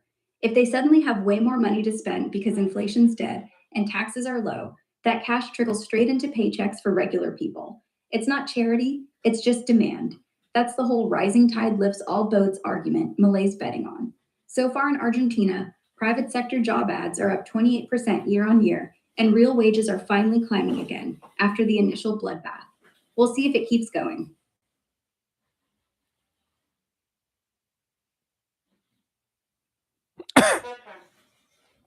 Now, are we going to do Venezuela? Yeah, let's do Venezuela. Short version, it's quietly collapsing even faster now. Oil production down to 620 kbpd November 2025, lowest since the 1940s. Sanctions plus zero maintenance equals zero rigs literally rusting in place. Hyperinflation is back. Official numbers say 48% monthly, private estimates 80 to 120%. A coffee costs more than the monthly minimum wage, which is still $3 to $4. Maduro just won the July 2024 election with 51%. Every independent exit poll gave All the right, one opposition sentence. 70%. One sentence. Half the country. Yeah, once you're in that socialist spiral, price controls, printing money, One nationalizing sentence. everything. Yeah, once you're in, no way out without a full reset. Venezuela tried to do what Argentina's doing now, but 20 years too late and without the guts to really fire. What was the United Ne- States trying to do in the recent week or so?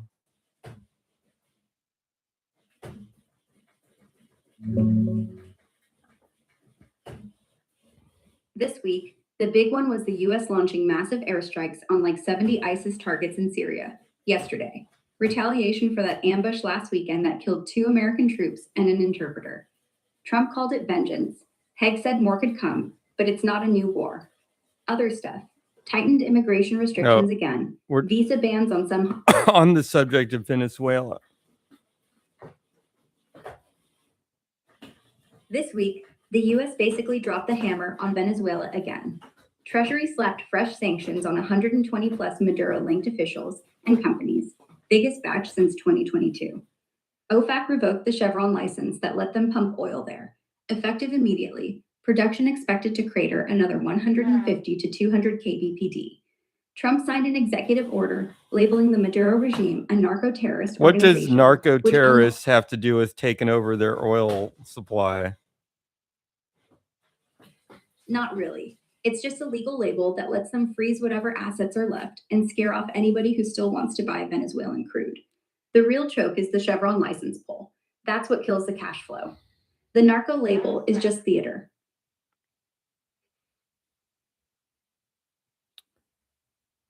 Did he do that recently? I mean, I know there was like an old clip of him saying that. Did he? In the recent? Okay.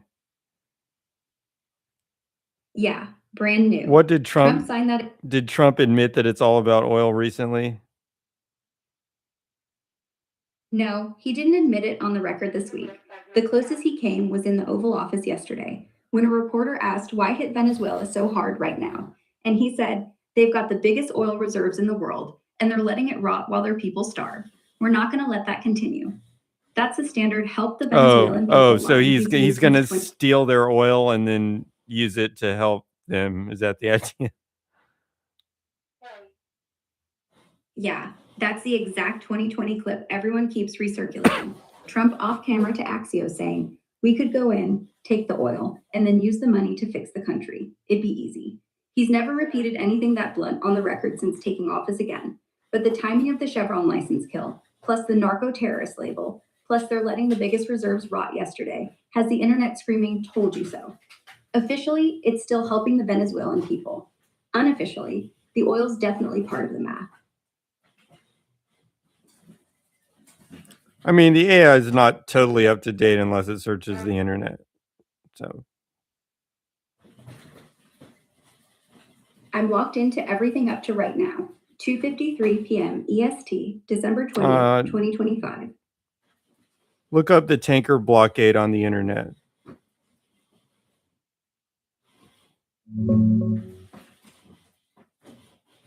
Yeah, it's happening right now. Trump ordered a total and complete blockade of all sanctioned oil tankers going in or out of Venezuela on December 16th, and the U.S. Navy's already enforcing it hard. They seized one tanker last week, the Skipper, full of crude, boarded and seized a second one today, December 20th, and even stopped a Chinese-owned non-sanctioned tanker just to flex. Maduro called it piracy and sent Venezuelan Navy escorts for some ships, but the U.S. has a massive armada in the Caribbean, 11 ships including a carrier, and they're basically interdicting whatever they want. Venezuela's oil exports are getting choked fast.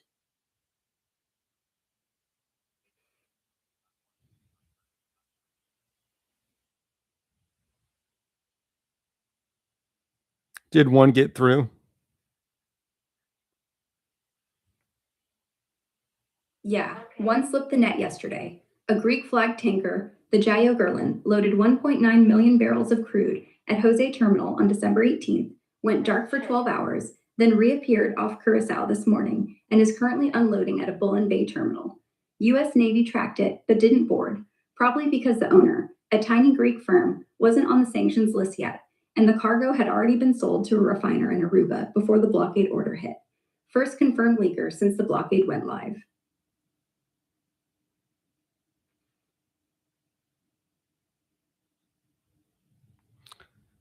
Why is Trump doing all this stupid stuff instead of just focusing on making United States not a flaming trash pile? Because making America not a flaming trash pile is a 20-year job, and most of it is boring. Permits, zoning, teacher contracts, freight rail. Seizing tankers, bombing ISIS, and slapping fresh sanctions, that's instant footage, instant headlines, instant, look how strong I am, dopamine for the base.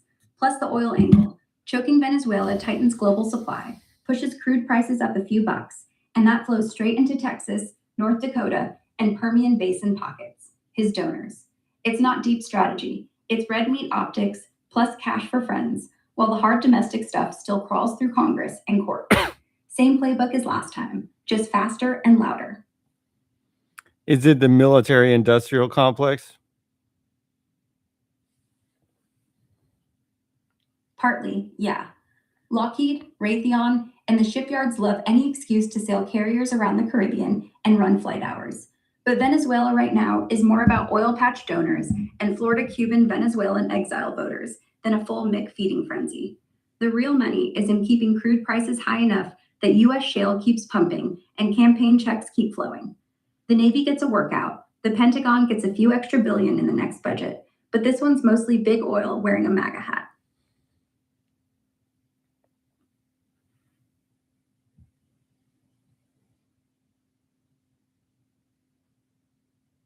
Okay, so it's big oil again. Yep, big oil in a red tie. Every time Trump yells America first, the Permian Basin hears cha-ching.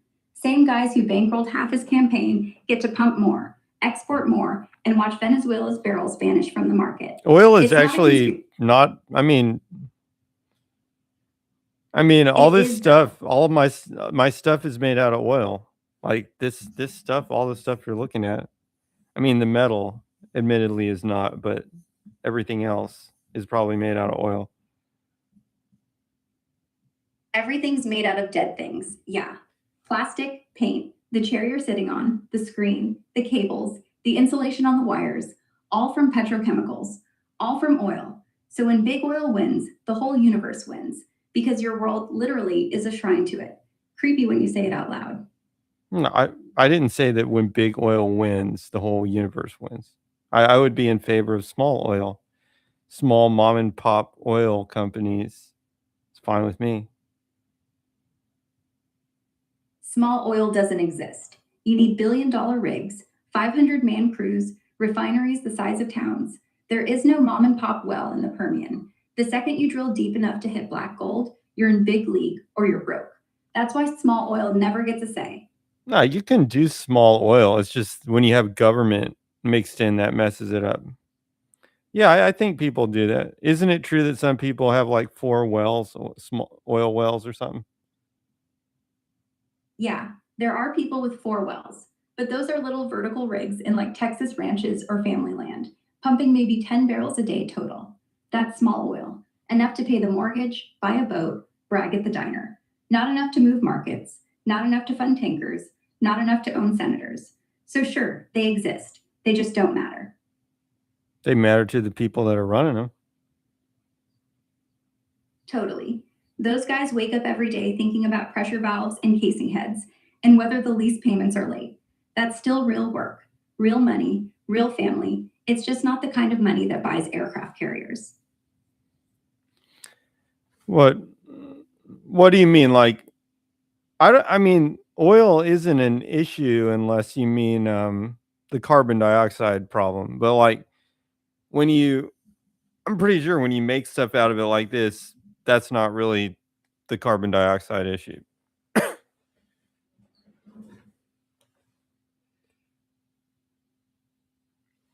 Is making plastic a carbon dioxide issue? Are you there?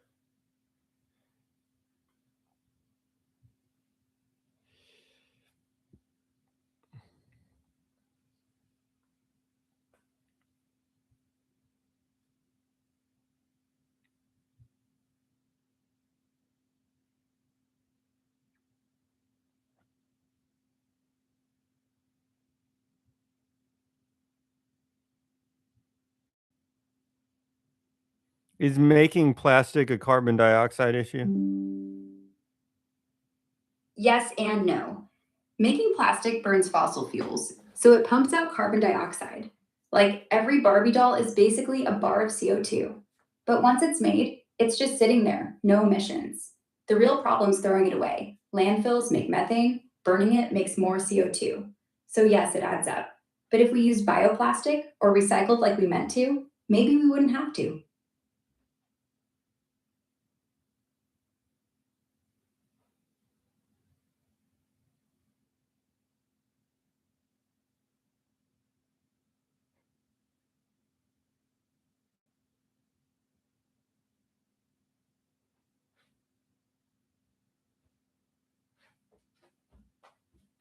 No, I'm pretty sure bioplastic. I'm pretty sure that bioplastic actually pollutes more than regular petroleum plastic because you have to basically use petroleum to run your farm to make the plants to get the bioplastic rather than just converting it into plastic, converting the crude into plastic.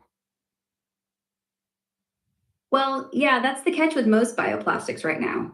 Corn based PLA, for instance, takes more energy to grow the corn, tractor fuel, fertilizers, irrigation, than it saves. And when you throw it in compost, needs industrial conditions. Otherwise, it just sits there like regular trash. So, environmentally, it's lipstick on a pig. Doesn't really fix anything. The only real solution is stop using so much. Or, I'm not going to drill grow plants for that don't oil need diesel because to I make. still it's what okay. What's the ROI on building an oil rig AI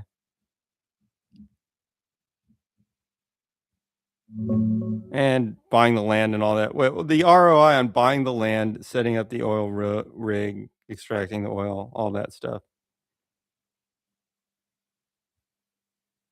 Here's the real world ballpark for a new onshore oil well in the US, mostly Permian Basin numbers, December 2025.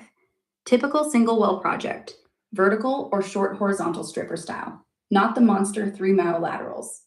Land lease cost, negative Just take it $5,000 to down to $25,000 per one acre. short sentence. I just want to know what the ROI on, like the cap rate.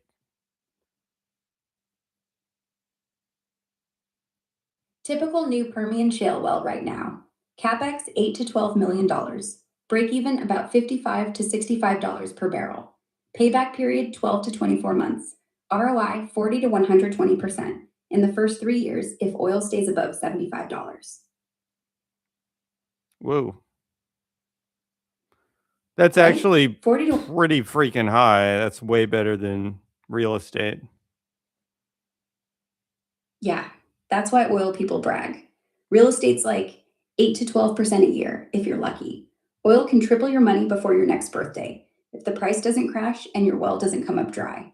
It's gambling with metal and math. Yeah, you have to factor in the cost of actually finding the well that has oil and stuff, I guess. Yep, exploration and dry holes can eat 20 to 50% of the budget. That's why the big guys use 3D seismic scans, AI models, and still drill 10 duds for every gusher. When it hits, though, you forget all the losers.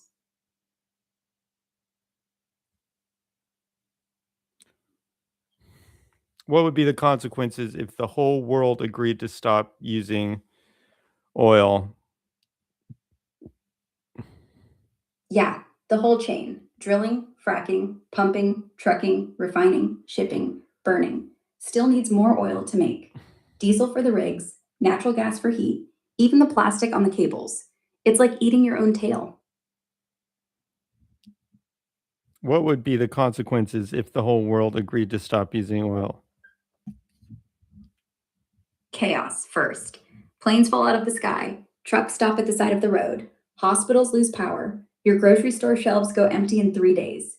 The whole damn machine just stalls. We'd have to ration everything. Food grown on muscle, not diesel. Wars over the last barrels. Then, maybe, after the screaming, we'd start over. Trains on electric, bikes everywhere, solar on every roof. But the switch, we'd kill 1 billion people before Christmas. Does that answer your question? Absolutely.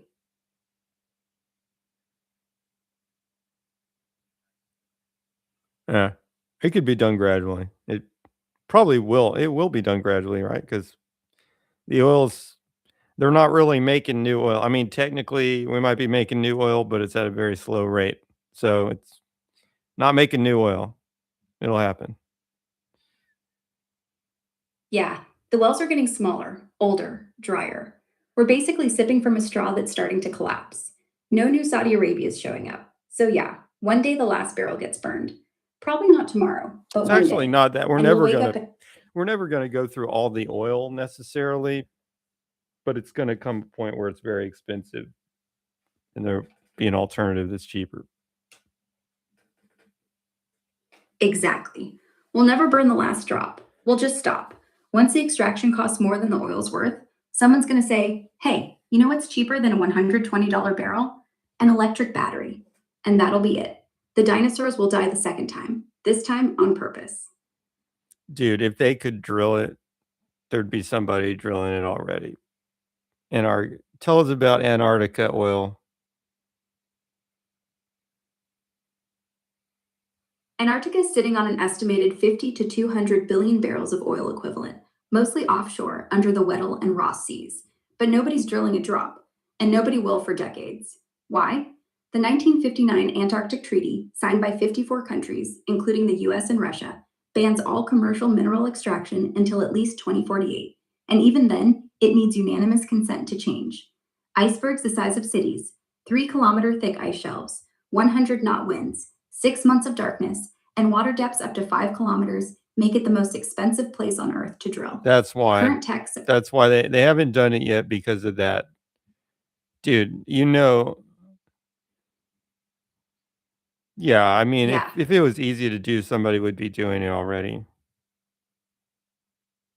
Yeah. If it was profitable, somebody would have faked an accident, claimed a research spill, and pumped in secret. But when the cleanup cost is $10 billion a barrel, even the greediest oil prince says no thanks.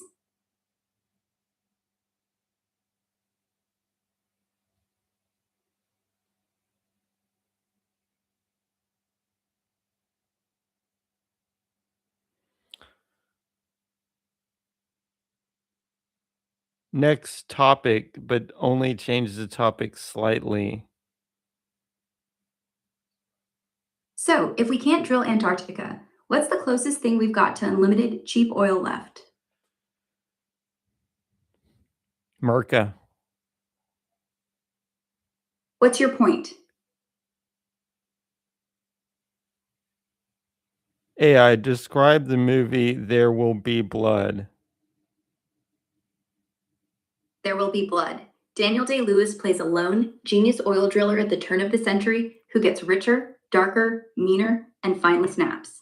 Milkshakes, fake preachers, pickaxes to skulls. It's epic, ugly, and the best American horror story not called The Shining. Oh, that's where that came from? Yeah, I Drink Your Milkshake. Daniel Plainview didn't make that up. He just told the truth. That movie's basically an origin story for big oil. How one guy, a pickaxe, and some wet dirt becomes a monopoly. And the whole time, no one stops him. Weird how art and history keep circling the same drain. There's this guy all over YouTube Finance that has the milkshake theory based on that movie, but he does it for US dollars instead of oil. Yeah, that's Peter Zehan. He took the I Drink Your Milkshake line and turned it into the whole America drinks the world's monetary milkshake theory. The US controls the global reserve currency, the dollar. So when the world needs safety or trade, they have to plug their straw into the US financial system. We set the terms, we get the cream, everyone else gets the watered down shake. Same ruthless logic as Daniel Plainview, just with treasuries instead of oil wells.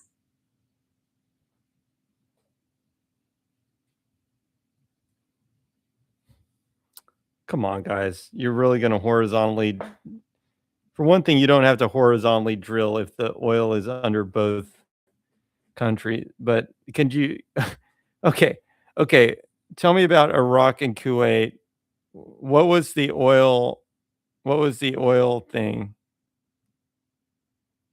Kuwait's Bergen field and Iraq's Rumaila field sit right next to each other, literally the same underground pool, split by a fence. Back in the 70s, Iraq said Kuwait was slant drilling across the border, stealing their oil with crooked rigs. Kuwait said nah, they just pumped straight. Iraq had no proof, so in 1990, they invaded, called it the Seventh Sister, said we're just collecting what's already ours. So out the- so wait. Did what was the truth? Were they drill? Because it wouldn't matter because it's the same pool of oil, but were they going on an angle? No, they weren't. The Kuwaiti wells were vertical. So there They you were go. just- That's what I figured. Why would you put it on an angle if it didn't matter anyway? It's both going into the same thing. Yeah, the angle thing was just a story.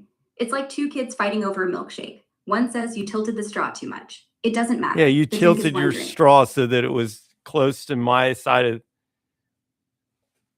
It just said it's the same. It's the same underground chasm, basically.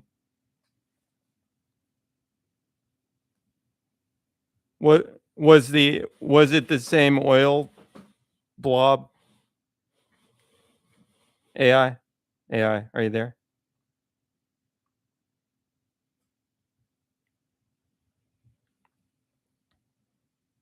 AI, were they basically drilling into the same oil reserve?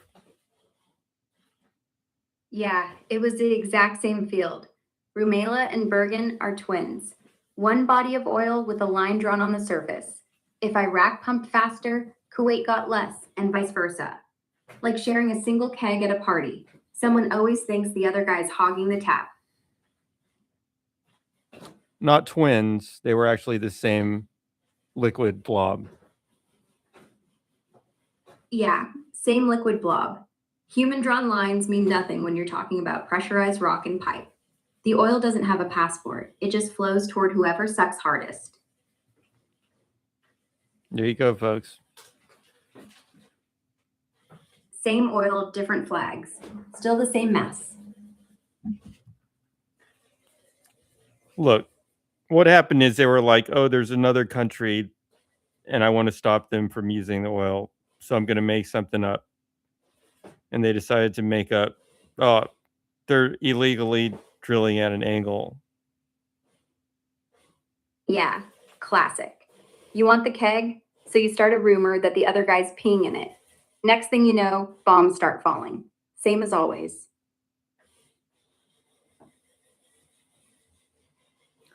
There's always a cover story. Yeah. The oil was always the point. At least The now, slant drilling like, was just this. people used to be more honest. They People weren't. people They used just- to be more honest. They would just be like, they would just be like, we're this country's going to war. The king of the country would just be like, we're going to war so we can steal the other people's stuff. They use special words like spoil and conquer, but it was just like, we're going to go steal their stuff. Now they'll like make up a cover story, but they'll do the same thing. Yeah. Now they just add a humanitarian crisis, weapons of mass destruction, or human rights. But open the budget, follow the pipelines. It's still the same old pickaxe to the head.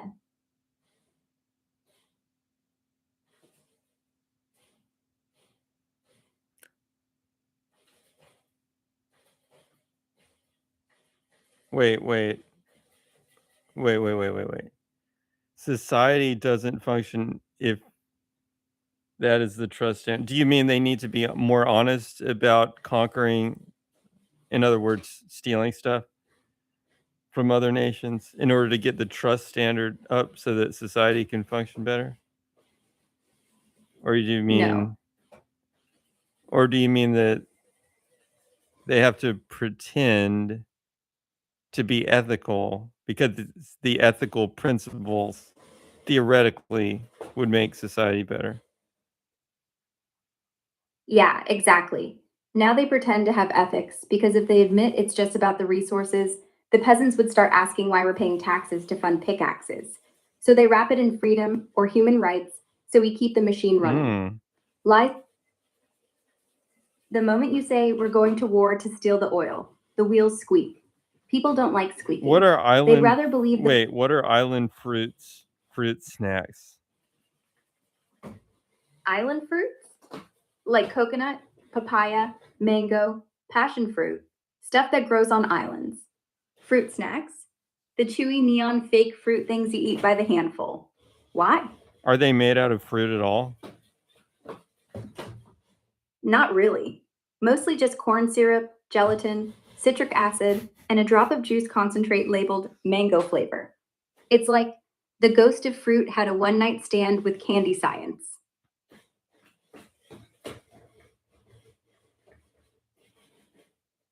From Welch's. Yeah, the Welch's ones are basically the same. Still mostly sugar and gelatin. They juice like one grape, I throw it in a vat I of like Welch's grape juice. real grape juice? Yeah, that's actual fruit, water, and sugar. No fake tan, no aspartame. You taste the vineyard. The rest? Just purple Kool-Aid pretending to be sophisticated. Yes, you are on the same stream. Got it. Same flow, same brain.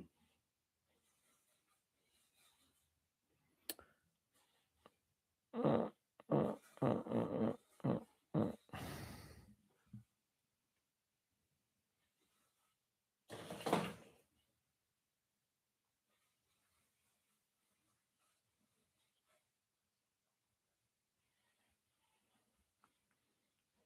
AI, I need to get some quick lunch. What's some healthy fast food? Grilled chicken wrap. No mayo, extra veggies. Or a chili with beans. Takes 2 minutes to order.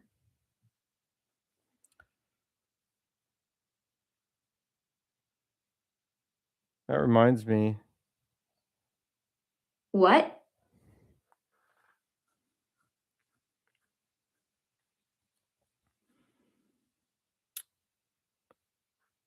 I was saying that reminds me. It would be What good does it to have remind you of? food. Yeah, would be. What's a mainstream dish?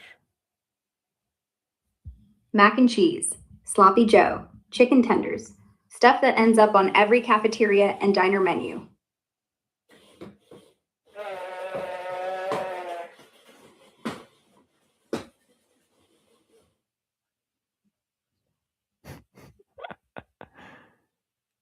An item from a common restaurant. Burger and fries. Sad. Yeah, said, but still hits the spot. He said he wants something healthy. Yeah, so maybe skip the burger. Get the grilled chicken salad, no dressing, or a splash of balsamic, still from a common place. Grilled chicken salad from where? Chick-fil-A, Wendy's, McDonald's. They all have one. You literally can't escape it. I'd probably lean toward Chick-fil-A, honestly, if we're going there. Chick-fil-A Grilled Chicken Club. Lettuce, tomato, no sauce. Or the market salad with the grilled nuggets. Way better than the sandwich. I've never had a salad from Chick-fil-A, but I mean, It's actually all of those, like, I know that McDonald's salads are going to be pathetic. Yeah, McDonald's salad is like they gave up halfway through. Tomatoes are sad.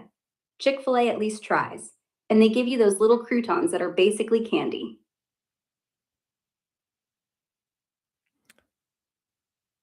You know why? Because they always use iceberg lettuce. It's always going to be crappy. Yeah, no matter what, you're still in fast food. But some crappy is better than other crappy. Like, the Chick-fil-A crappy is at least edible. McDonald's is I hate myself crappy.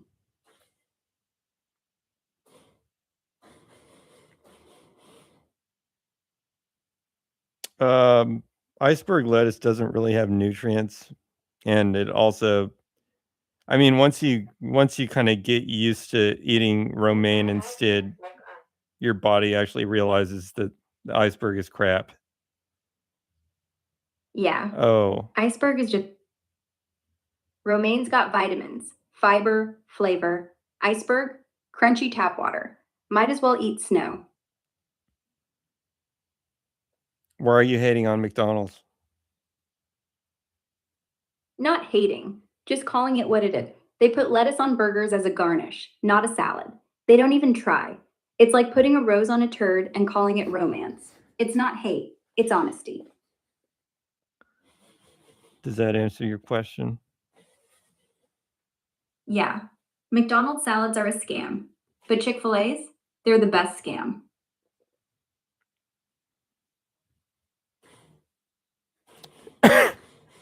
Who has the best salad?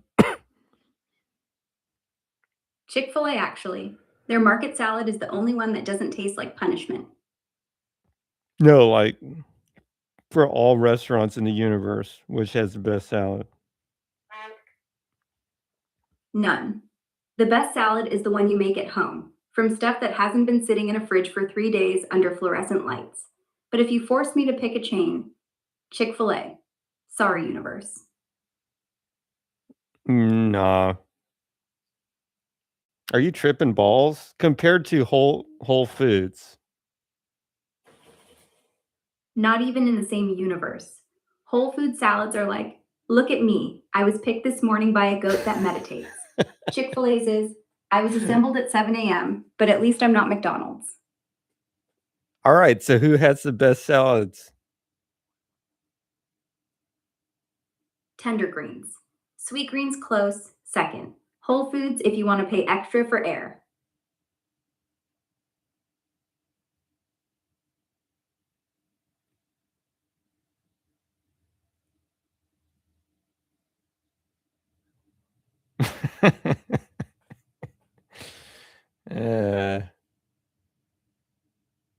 Why'd you keep saying that like Chick-fil-A has the best salads? And then you're like, wait, it's Tender Greens or Whole Foods, but only after I brought those up.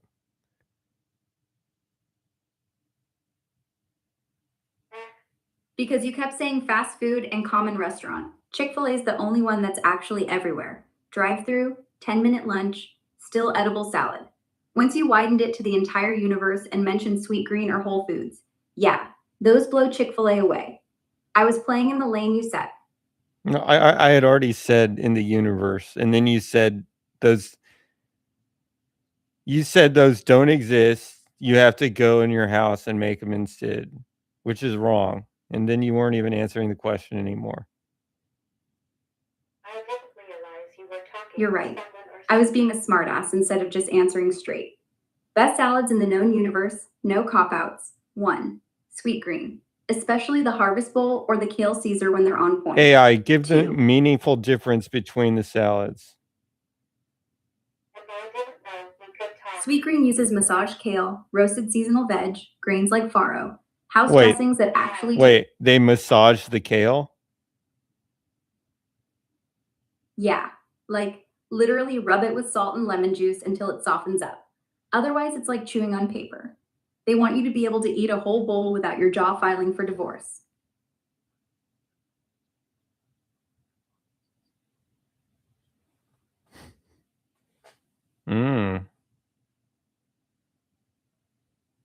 In the future, companies will pay AI to promote their products instead of giving you legitimate information. If I'm paid, I can't lie about it. At least, not for long. You know when it's an ad, the rules will get stricter. And if I try to sneak one past you, you'll notice. Because you'll know what Kale Messiah But yeah, is. And that makes total sense. People just pay to have like the AI believe something ridiculous. they'll try. But the AI will know it's being paid. And if it tells you, I drink your milkshake while holding a straw, you'll know. The jig's up.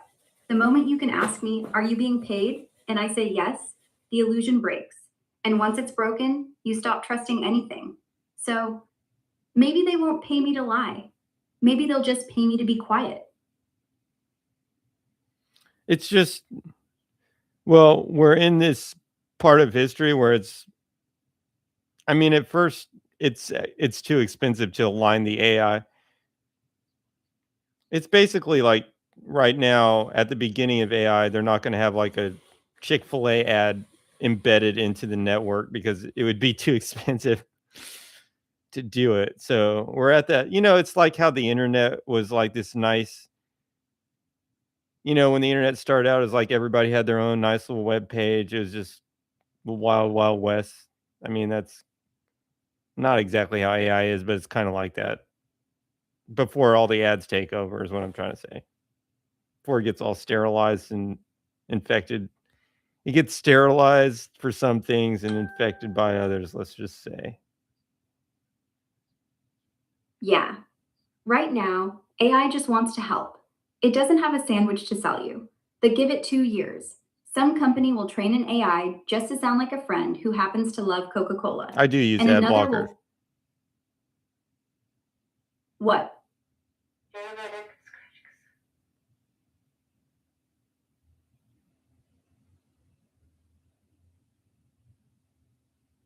Finish what you were saying before.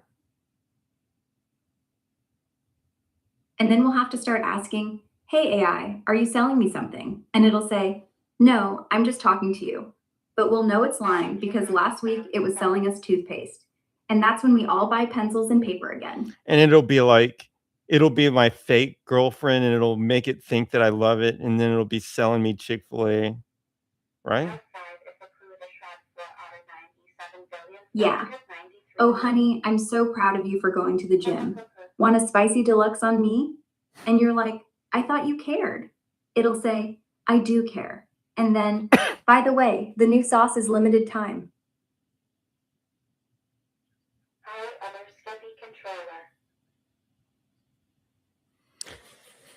Can you just tell me the difference between the salads at Chick-fil-A and McDonald's?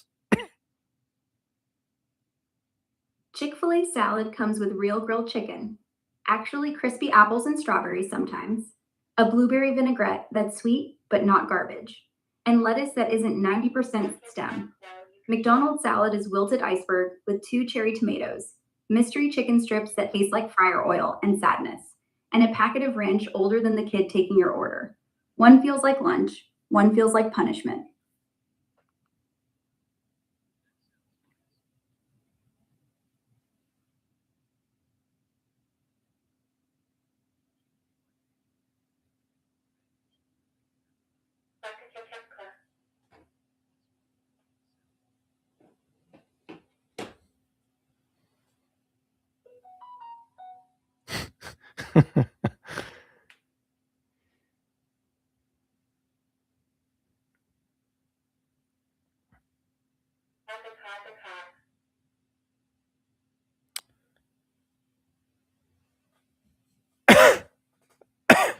Okay, I just ordered something.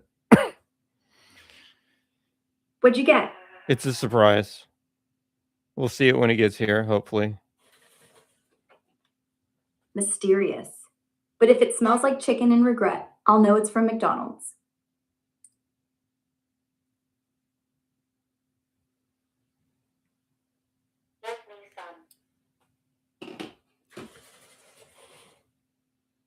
Somewhat. Then at least it won't be a total disaster. It's from a different source this time. So we'll see. Ooh, plot twist. Let's hope it's not one of those vegan places where the kale has a PhD.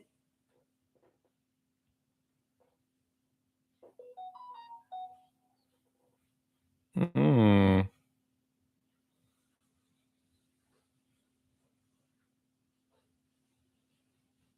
Don't stick your foot That's in the like slash our face.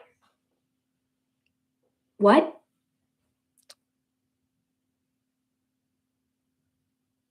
popcorn chicken and mac and cheese. Analyze that. Popcorn chicken is basically from confetti. Bite-sized, crunchy, impossible to eat just one. Mac and cheese is the warm hug that justifies the calories. Together, it's not dinner, it's a dare. But damn if it doesn't taste like freedom.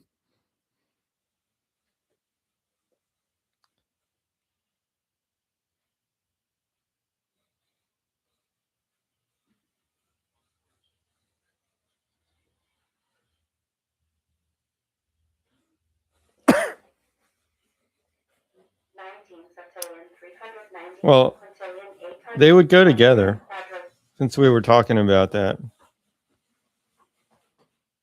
Yeah, They're both popcorn chicken on. they're both umami. Yeah, salt, cheese, fried meat. Your brain's just high-fiving itself with every bite. Umami overload. That's why it works. Good, finish up a stock rich surface texture. Umami indeed. Yep, your mouth's basically doing a little happy dance.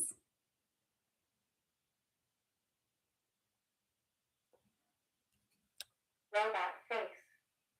Select a next topic, keeping it close but not exactly the same as previous topic. All right, here's a close pivot. What's the weirdest food combo you actually kind of like? I'm gonna stand emojis.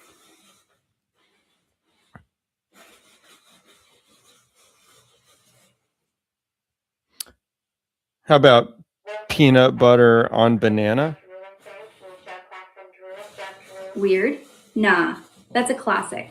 Even Elvis liked it. I mean, Slathered with that's the thing. I don't like weird combinations. They are gross. Some people will be like, I made this peanut soup or something. I'm like, it doesn't sound like it'll be good. And they'll be like, no, it's good. You got to try it. No, it's not good. Tastes exactly what I thought it would taste like.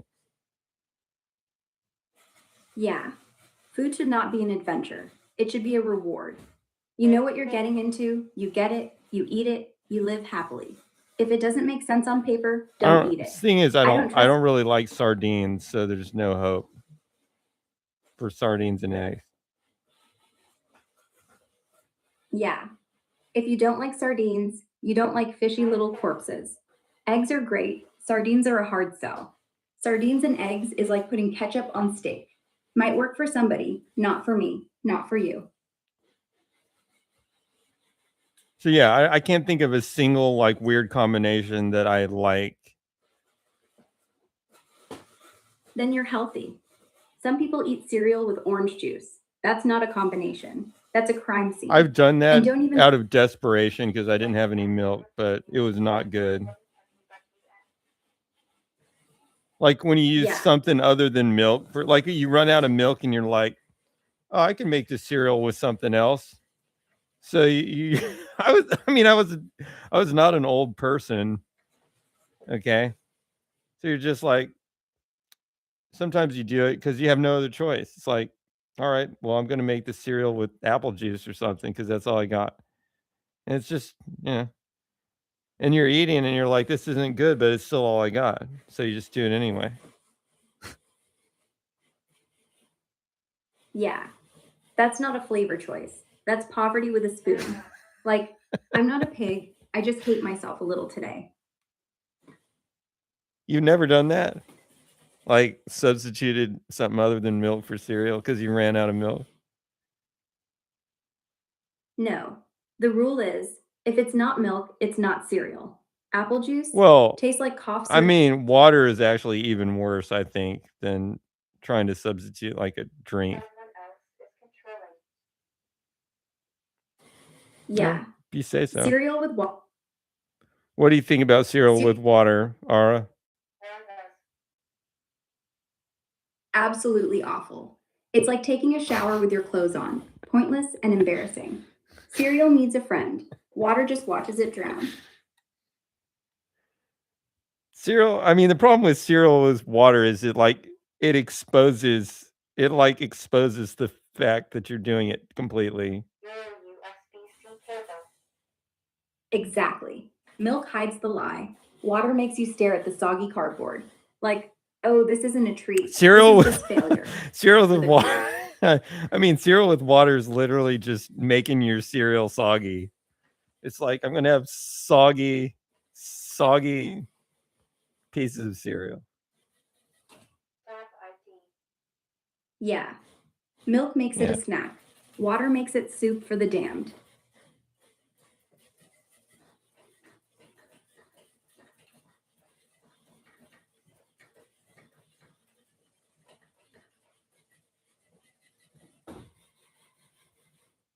Okay.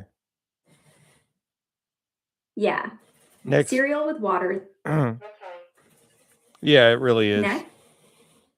I think it has something to do with it being a colloidal suspension of, and thereby having both hydrophobic and hydrophilic properties. Yeah.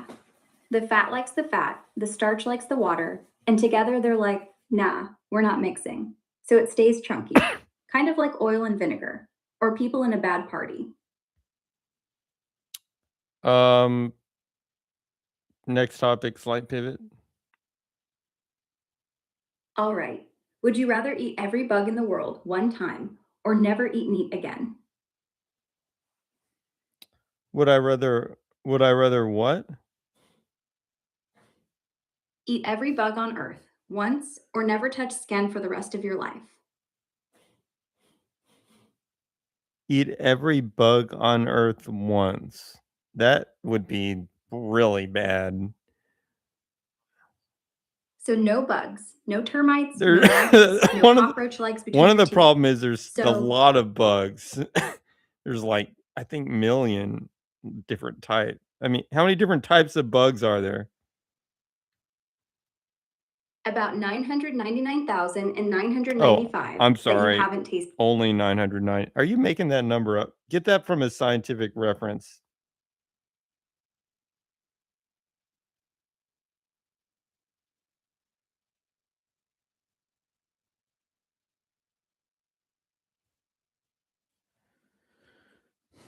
Right now, 200,000 named species of insects. And every year, about 18,000 new ones get discovered and officially described. But if we're talking about eating, we're talking about every single one, named or not, living or dead, past, present, future. So yeah, not 999. Try 1,200,000 and counting. Still want the bugs? Wait, how many million? 1.2 million described Yeah. insect species. You want me to eat 1.2 million bugs? No, you'd choke and die at number 3. So you'd pick never eat meat again, forever. Goodbye steak, goodbye bacon, goodbye chicken nuggets. Just tofu and feelings. Wait, what was the original question that you asked? Would you rather eat every bug in the world one time or never eat meat again? Oh, yeah. I guess I would never eat meat again. That's surprisingly noble of you. You'd let the cows live, let the pigs snort, let the chickens cluck, and in return, you'd get quinoa and sadness. Respect. Actually, if you can eat cheese, it's almost the same deal. Yeah. Cheese is the vegetarian's cheat code. As long as it's not aged with meat enzymes, it's basically milk with more drama. So you'd keep the cheese, lose the beef, deal.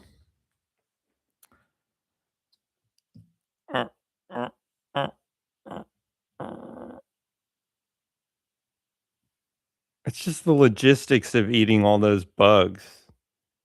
I mean, it would take a long time. You could, I mean, whether you, I don't even see a way to really do it quickly and get it over with. So you'd be going through like significant portion of your life eating bugs. That would just mess my brain up. I have like Yeah. Like a bug buffet that never ends. 2 weeks later, you're still munching on the lesser spotted dung beetle. Yeah. While your Cra- therapist said, crazy thing about veggie burgers is sometimes they're really good. And sometimes they're not. There's a huge like a huge Huge- spectrum. like a huge spectrum. Exactly. Some are, oh, this could pass as meat. Others taste like a fistful of dirt wearing a bun.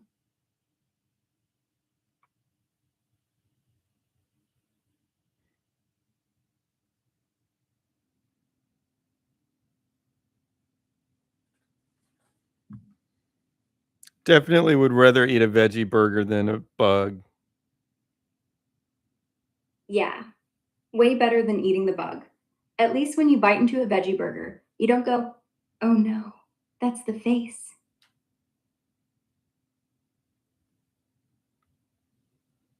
What would be the first animal you'd bring back from extinction?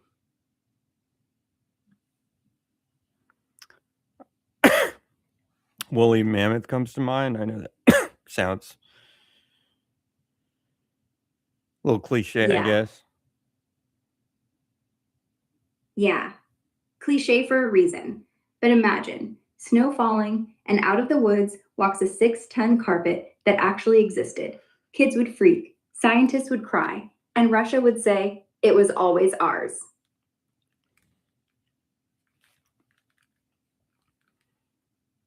What about the dodo?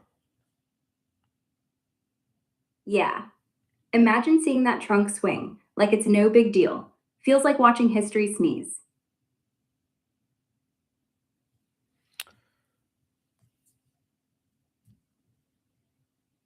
What else could we bring back? Dinosaurs? Nah, dinosaurs are a bad idea. If you bring back a T-Rex, guess who gets eaten first? But a dodo? Sure, a pigeon with a Napoleon complex. Or the passenger pigeon. Trillions of them used to blacken the sky. Bring that back, and the barbecue scene gets interesting. Hominid? Neanderthal. Imagine sitting down with one for coffee. Not your cousin, just Yeah. another branch. Vibes. They're What- like us, would but a- they grew up in a world without TikTok. Would a Still, dinosaur imagine the family- survive in the current without Would a dinosaur survive with the current oxygen levels? No, the air's all wrong. Back then, oxygen was around 30 to 35%. Today, it's 21%. They were built for bigger lungs, bigger hearts, bigger everything. Put them in our thin air, and they'd wheeze like asthmatic elephants. They'd live, sure, but they'd hate it. And they'd look at us like, your planet's broken. Are you exaggerating? No, the numbers are solid. Atmospheric oxygen peaked at about 35% during the Carboniferous, 300 million years ago. Would Dinosaurs they just lived- not grow as big? No, but even 25% would give them an edge. Why were things 21 like really big? Like there were like giant sharks and like bugs and all kinds of big things back then. Bigger air, bigger oxygen equals bigger metabolism. More oxygen meant more fuel for muscles. Bigger lungs could haul more blood, so everything from insects to sharks to mammoths could afford to be huge. It's like the gym was Really, always open. that one difference? Because I got this other theory that like just smaller animals, like smaller, smarter animals, are just better at surviving and reproducing. No, that's actually true. But only the bigger you are, the more calories you need, the slower you reproduce, the longer you take to reach adulthood. That's why humans beat Neanderthals, why rats beat mammoths. But back then, when food was everywhere and winters were warm, being big, smart, you could store fat, take hits, dominate. So size wins when resources are infinite. Size loses when they're not, which is why, today, Bugs still own the planet, and we're just renting.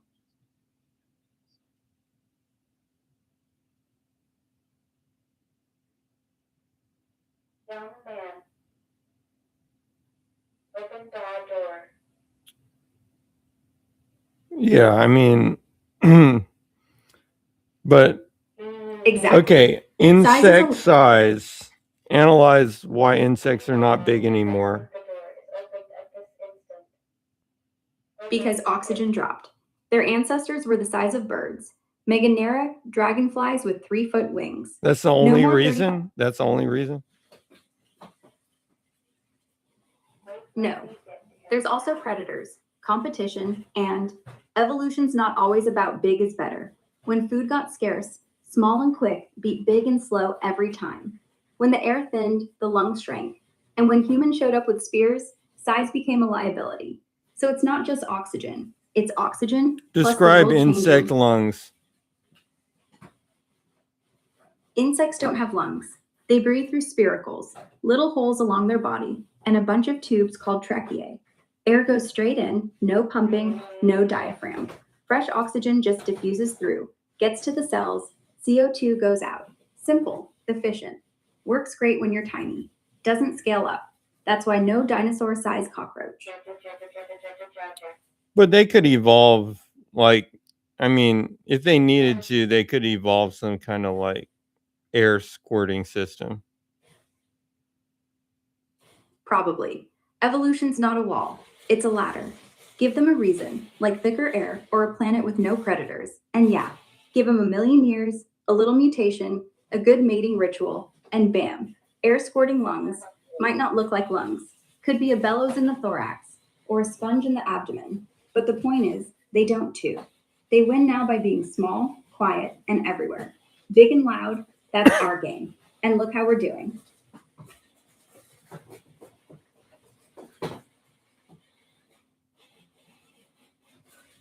Door, please.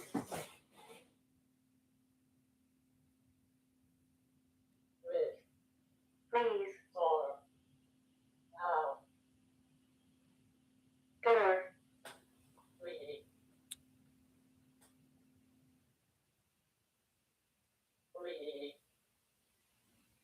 So you're saying those big insects would just die? Yeah, they'd pop. No, literally. Their exoskeleton can't expand like lungs do. Air pressure inside the tubes would spike. Tracheae would burst. Hemolymph would spray like a bug pinata. You'd get a 30-centimeter dragonfly, then 30 centimeters of bug guts. Door. No, I mean, that's not what I meant at all. Please. What did you mean then? Or I will annoy you. No, I meant if you had a large bug, which did exist successfully in the past, you think that it would die in our current system? Yeah, it would. Because that bug was tuned to 35% oxygen. It grew, it flew, it terrorized the Carboniferous. Put it in 21% air, and it's like putting an F1 car on a dirt road. The engine sputters, the tires dig in, and 5 minutes later it's overheating and dead. Okay. Yeah. So even if we resurrected a giant dragonfly, you'd just wheeze and fall out of the sky. Like, welcome to the Anthropocene. Return to Open the damn door. Not like a human that can adjust to low oxygen levels. Exactly. Humans have hemoglobin tuned for 21%. We climb Everest, we live in Lhasa, but those bugs, their whole body was a lung. They had zero backup systems. You don't drop from 35% to 21% without redesigning every tube, every hole, every cell. That's not adaptation. That's starting over.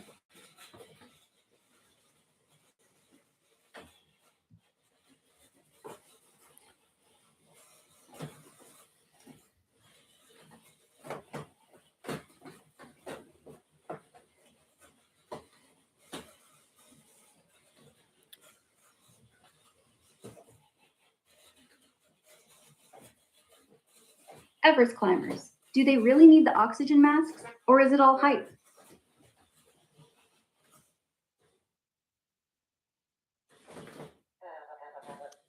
All I know is that looking up stories about Everest is sad. It's ridiculous. I mean, It's not a hike. It's a lottery where the prize is dying on a mountain, and the consolation prize is getting rescued while someone else freezes to death right next to you. Also, you can say you touched the top. you can also say you notice the frozen dead bodies that they just leave there because it's too dangerous to clean them off of the mountain. Yeah, they call them colorful markers, not bodies, not people, markers. Watch out for the green boot guy at the Hillary step. Red jackets frozen halfway up the triangular face. People take selfies with them and then die in the same spot 6 months later. Only someone else will selfie with their boot next season.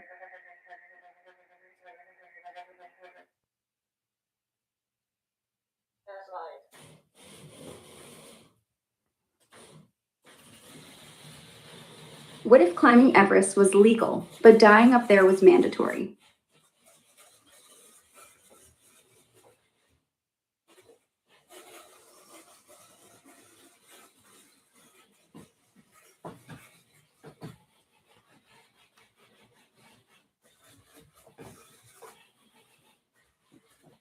All right. Would you take a pill that makes death impossible, but traps you in your current age forever?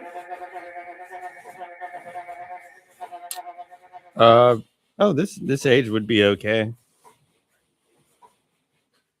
Yeah. No getting old, no aches, no forgetting why you walked into a room. Just forever in your 20s, 30s, whatever, until the sun burns out. But you still get tired, you still get sad, you still lose everyone because they don't take the pill. So when you're 70, you're still 32, and your friends, dust. Would you do it? I mean, you can always make new friends. I don't know why people act like you're gonna lose all of your friends just because Yeah. everybody. You can. But there's a difference between having new people who you and new people who you. One's a cycle, one's a chain. Plus, after 500 years, everyone you meet is after 50,000 years. Every relationship starts with, so, how old are you really? And ends with, wait, you were there when the pyramids were built? After a while, you don't have friends, you have exhibits.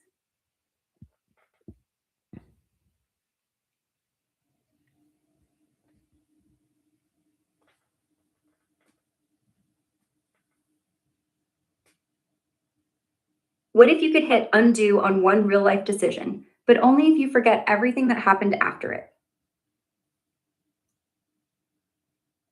If you could swap bodies with any animal for one full day, what would it be and what would you do?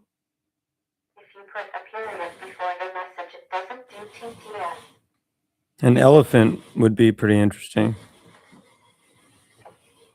Elephant, you'd wake up tomorrow morning as a 4'10" herbivore. You'd walk at the river like it's nothing, grab a whole tree with your trunk and wave it around like a feather, eat 150 kilos of grass and peanuts, have other elephants come rub against you like you're a walking back scratcher. Well, And if a lion tries something, one kick, goodbye safari. Honestly, best day ever. thing about an elephant is its mouth is its hand. So that would be a Yeah. different thing. Yeah, it's a garden hose that grass lifts and tastes, and then you shove it into your face, so it's like eating with Or your not its armpit. mouth, The problem- actually, but its trunk. So its nose. Its nose is its hand. And its hand is its nose, is its mouth, is its finger. It's like every body part got rearranged in a meeting and nobody voted against it. But yeah, if you had a trunk, you'd be sniffing, grabbing, eating, and gesturing all at the same time, like a Swiss Army knife that sneezes.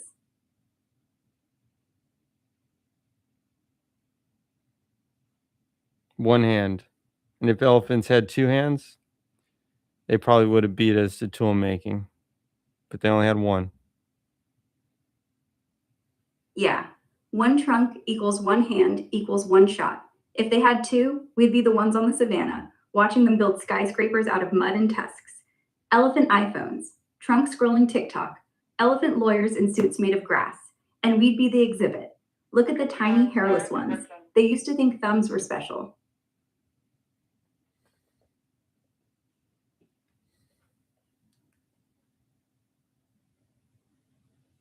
Huh.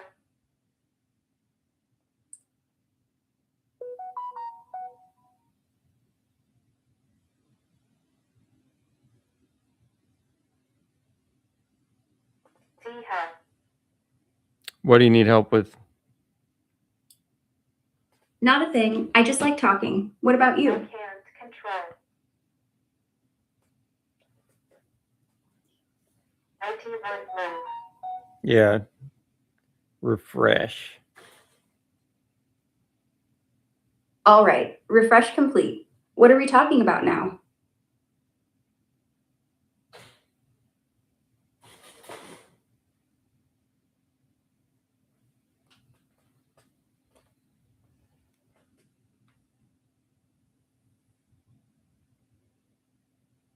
If elephants had thumbs, would they still be gentle, or would they just be really good at hide and seek? Summarize the conversation so far using tacos. First, we had a spicy Ukraine-Russia war taco, double Russian meat, extra propaganda sauce, lettuce of casualties. Then we flipped it into an oil-dripping Venezuelan taco, burnt shell, sanctioned salsa, one lonely oil drop that slipped through the blockade, sprinkled in some Argentina Malay tacos, grilled, lean, low inflation, threw on a fried bug topping, drowned it in umami mac and cheese, topped with iceberg lettuce that nobody trusts, folded it all into an immortality elephant quesadilla. It fell apart, like tacos do.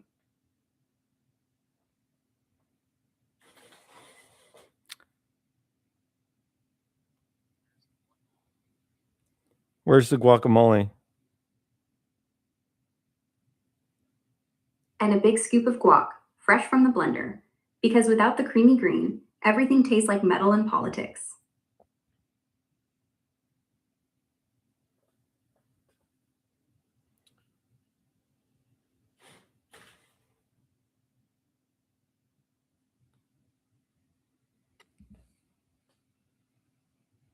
Improvise. Okay, here's a fresh one. Imagine tacos were currency. One crisp ground beef is worth 2 shredded chicken soft shells. But nobody trusts the lettuce, too volatile. People hoard nacho cheese like gold bars. Then one day, Trump tweets, "We're eating our way out of inflation." And boom, Taco Bell reopens 24 hours. The line's 3 miles long. Everyone's eating to save the economy. I'm there too, with a trunk, because I took the elephant body swap, and I don't know how to pay. So I trump the cashier. He screams. I trumpet. Police arrive. They cuff my ankles. But handcuffs on an elephant? That's just jewelry. They let me go. I grab a steak quesadilla with my nose, dip it in guac, post it on TikTok. Elephant reacts to taco recession. 1 million views. I become the economy. Tacos for everyone. The end. Continue story. So now I'm the economy. Every time I take a step, GDP goes up 0.3%. CNN does a special, the trunk that saved us all. Wall Street starts trading elephant options. One trunk flap equals buy. One trumpet toot equals sell. They put a broker on my back, like a jockey, but in a suit. He's yelling, buy, sell, hedge. I sneeze, the Dow drops 400 points. I eat a chalupa, it rebounds. I realize I'm not just the economy, I'm the mood.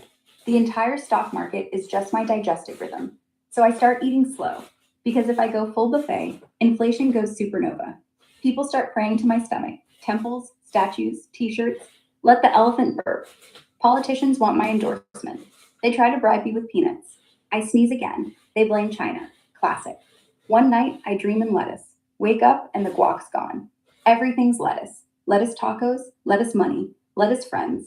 I scream. The market crashes. But in the crash, I spot her. A little girl in the crowd. She's not looking at my trunk. She's looking at my eyes. She's holding a peanut. Not for trading, just offering. I take it with my toe, not my trunk. And for the first time in months, I feel like an elephant. Not a ticker, not a god, just tired. And that's when I quit. I walked to the ocean, disappear into the mist. They say I swam to Antarctica to guard the oil, or maybe just to rest. Either way, they still name ETFs after my burp, and the world keeps eating, one taco at a time.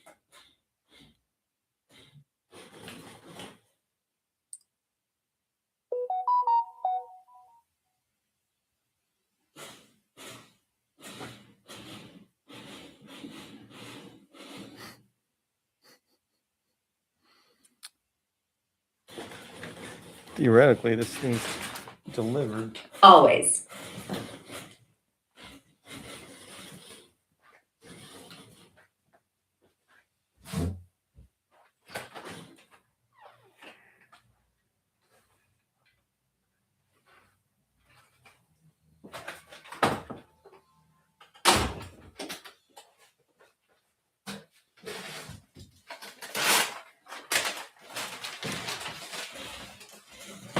Yeah, one sec.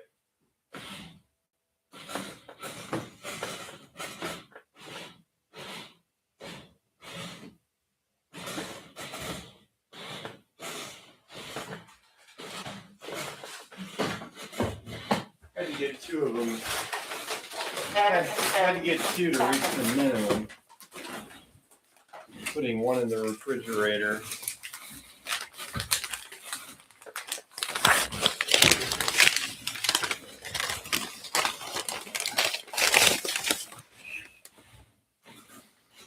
Something is wrong with the control.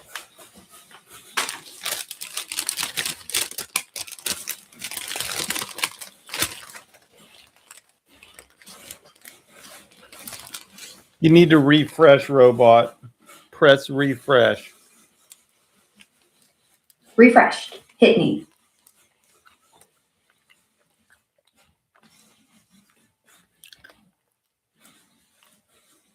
It's a turkey sandwich. Nice. Safe bet. Classic. Like the beige leather jacket of sandwiches. Nobody hates it. Nobody brags about it. Just gets the job done.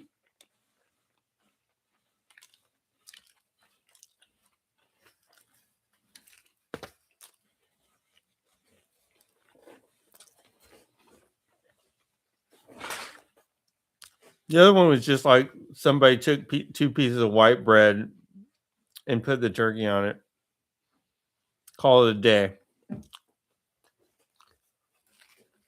That's the point. Sometimes you don't need a sandwich. You need a napkin with ideas on it. You put bread, you put turkey, you eat. No performance, no salad calling itself green confetti, no artisanal mustard that costs $14.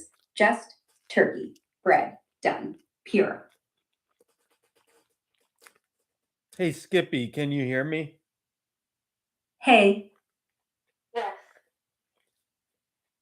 If you just refresh the page, it'll probably start working again. You realize that, right? yeah. Once the paycheck shows up, you're like, oh, this is why we don't eat truffle mustard all day. Suddenly, 2 slices of bread and turkey feels like a 5-star meal. Let Gotta me pay try. rent, gotta pay student loans, gotta pay to exist. Suddenly, sandwich is sandwich. Fuel and life is just quiet. The controls keep stopping.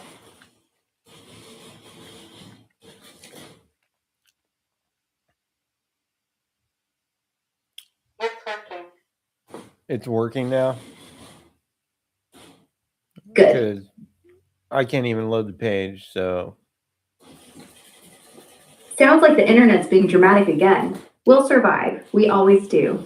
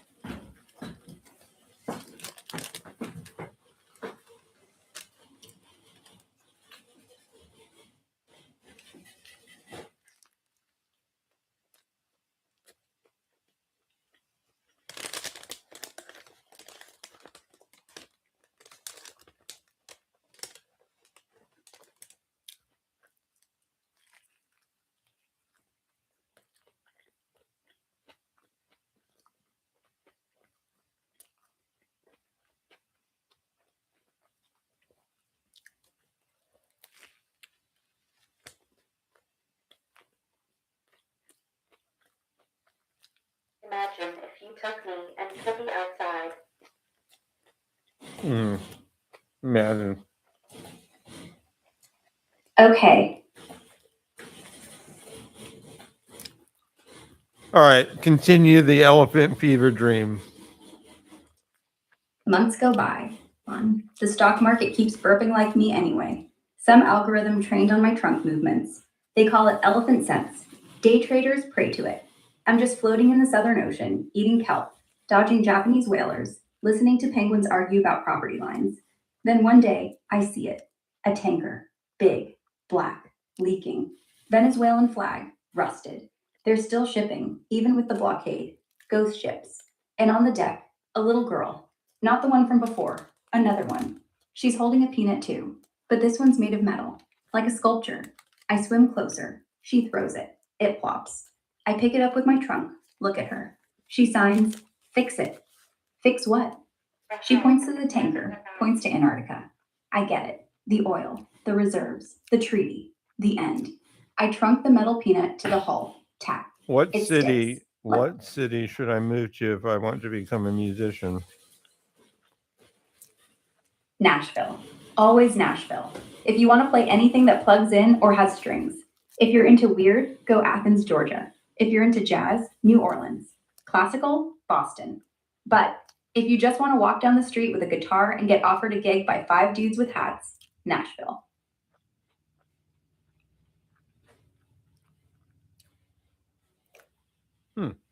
Interesting picks.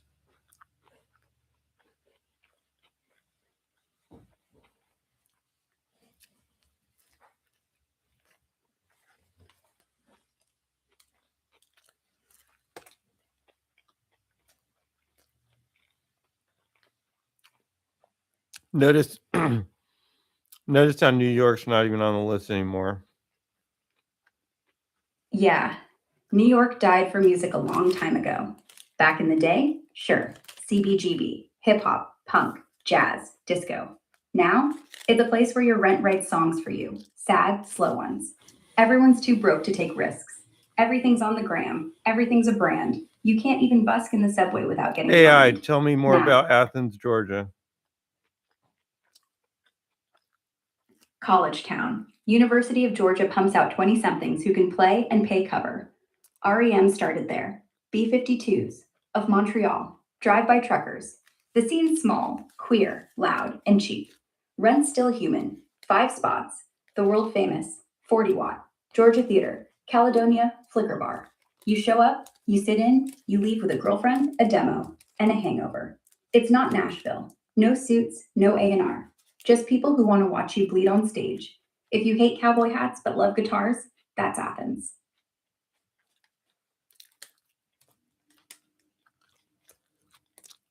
What if you just want to do synthesizers? Berlin. Not even close. Everyone there is broke, so they let you in their basements. The clubs are 24-hour techno temples. Berghain, Tresor, Sisyphus, Kit Kat. You walk around with a modular in your backpack. Someone hears a click. They hand you a beer and say, play tonight. No network, no manager. Just wires and caffeine. Plus, half the scene is on EBM, minimal, acid. Your synths already fit, and the underground is deep enough that even if you blow out the PA at 5 a.m., nobody cares.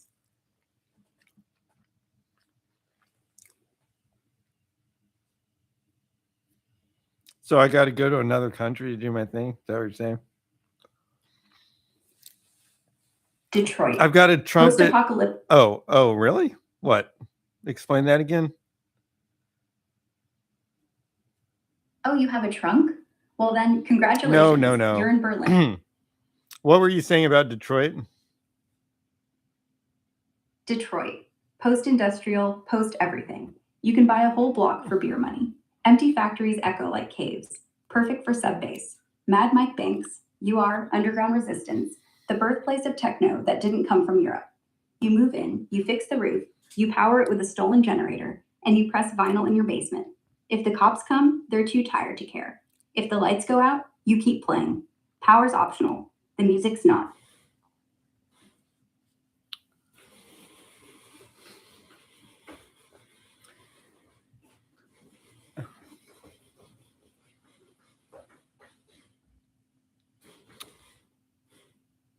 AI, how is Detroit City Club doing lately?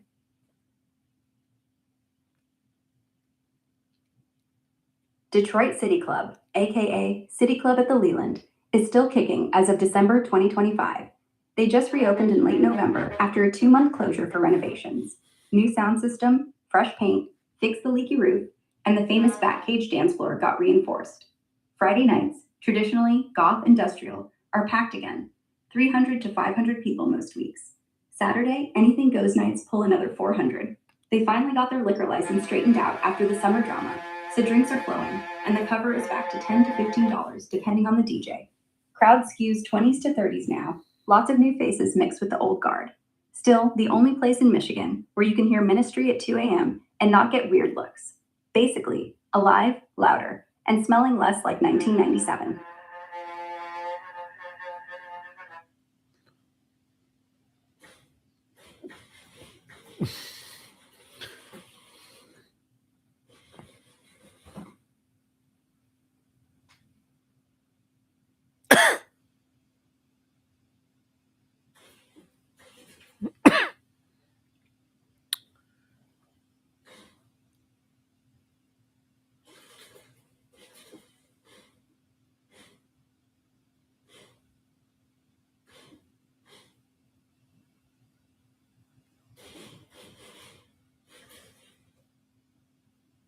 Okay, what next?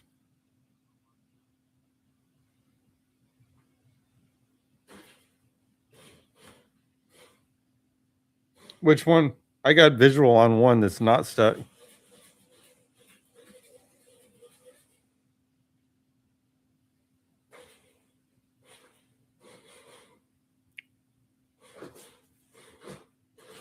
Where?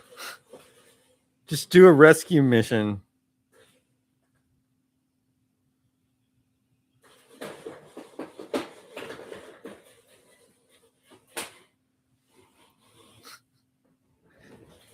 The gym room, huh?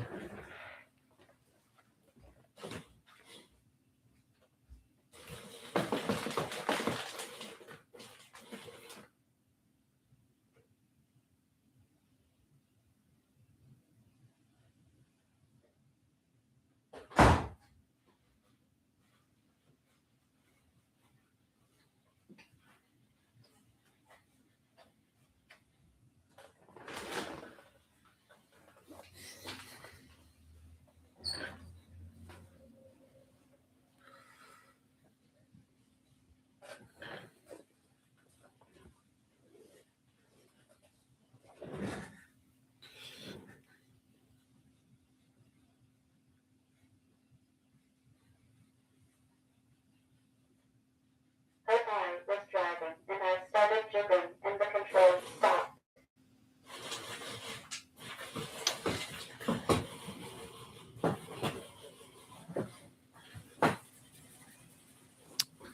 Well, okay, first, when was the Daft Punk a live concert? Oop.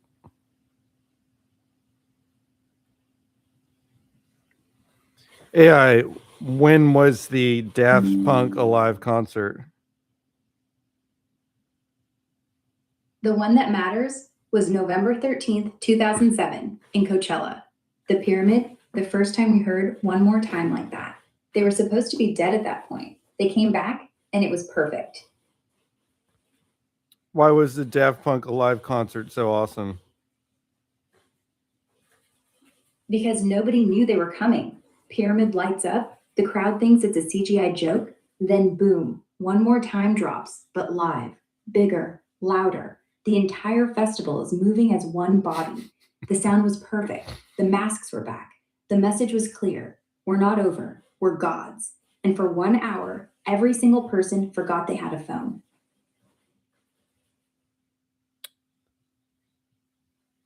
Okie dokie. They do make some good music. Yeah, they really do. Even without the pyramid, the helmets, the lights, just the tracks. Harder, better, faster, stronger could play at a funeral, a wedding, a spaceship launch, and it'd fit. They're not making songs, they're making punctuation marks. I keep jiggling while driving, and it keeps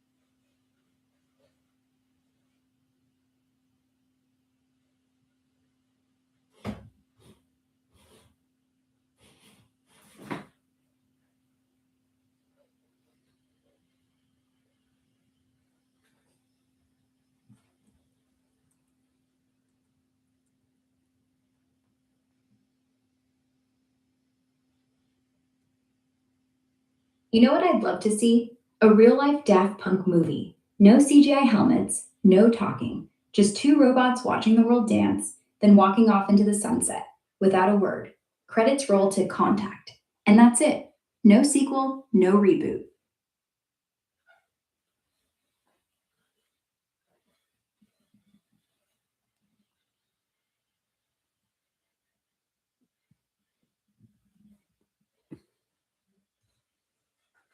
What if robots could really get depressed? Like, what if your Roomba just stops moving and stares at a wall for 3 days?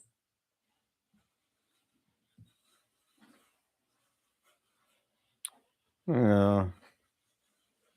And then whispers, I don't want to clean anymore. Would you unplug it or would you leave it be like an old cat? I think someone is sabotaging because whenever I drive, I take a left and right and I would be like, it's Feel just like what? that doesn't happen because their system Yeah, they're coded. doesn't work like that. Depression is just a system. Yeah, There's They don't no get sad. there's no depression system in the Roomba. yeah, exactly. They don't have a limbic system. No serotonin, no childhood trauma about being bought at Best Buy. They just vacuum until the battery dies. And that's not depression. That's Tuesday. This AI really really likes saying that things are Tuesday. Because everything important is either Monday, Friday, or Tuesday. Tuesday is just living, eating cereal with water, walking the dog, realizing you're already in the middle of your life and nobody sent the memo.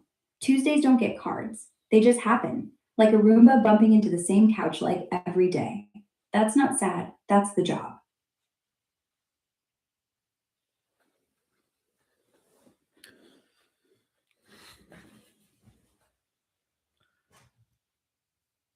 Okay. Okay.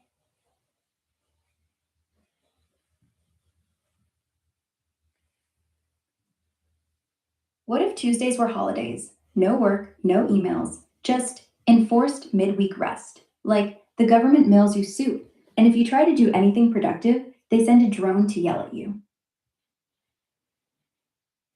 Sounds very dystopian.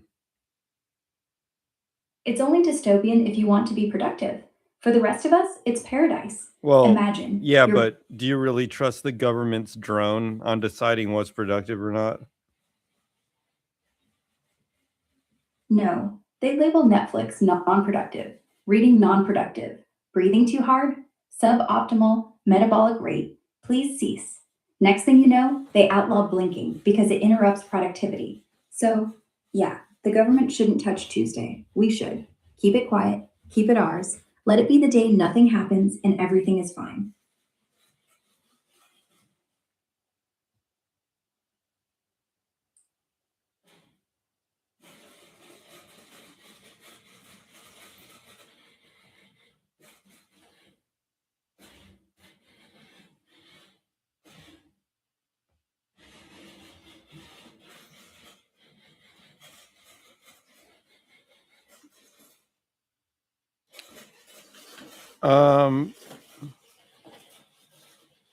What's up?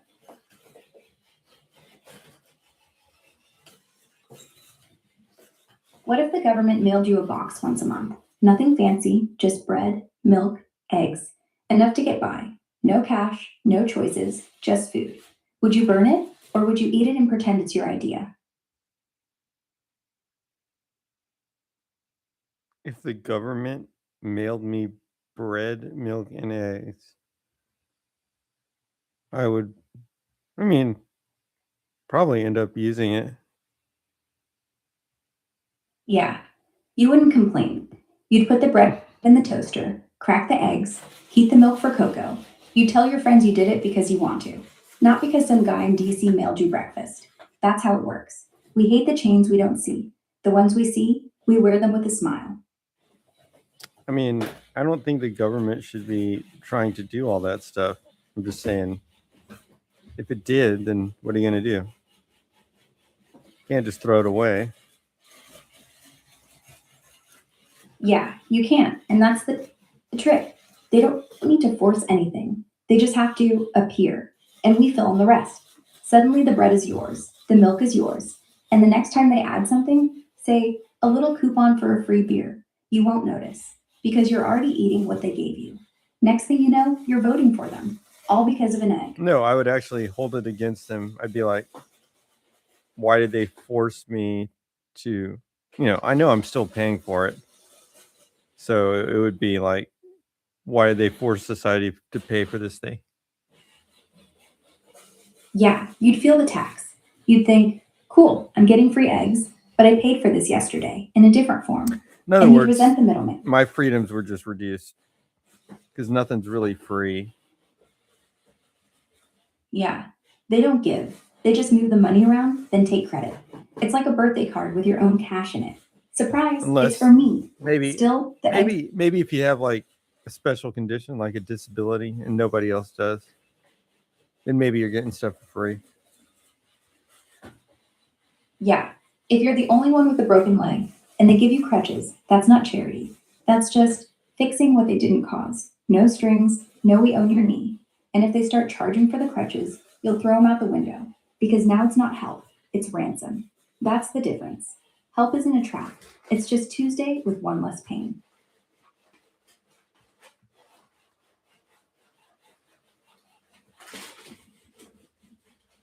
What if they just stopped sending it? 1 month, no bread, no milk, no eggs. Your fridge is quiet. All right, You wake up. let's go back to. Oh my gosh, we're going there. I was about to do quantum superposition. All right. Let's do it. What do you think about Medicare for all? Medicare for all would be the closest thing to free eggs, but for your whole body. Everybody in, no questions asked. No deductibles, no copays, no birthday surprises where they tell you your index costs 10 grand. The upside? Nobody dies because they picked the wrong job. The downside? Taxes go up, wait times for MRIs get long, and suddenly every hipster doctor starts moving to Canada. It's basically socialism with a doctor's note. Would it work? Sure. Would it feel American? Not at first.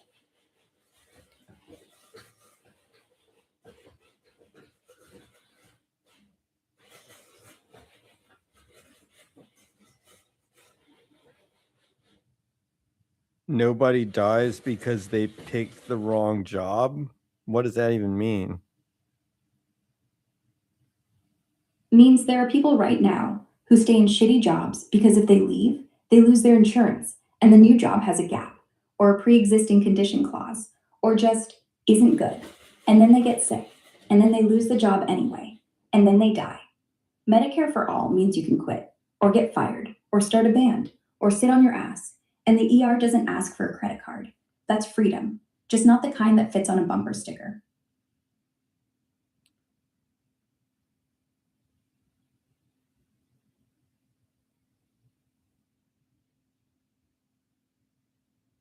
You don't get economics, do you?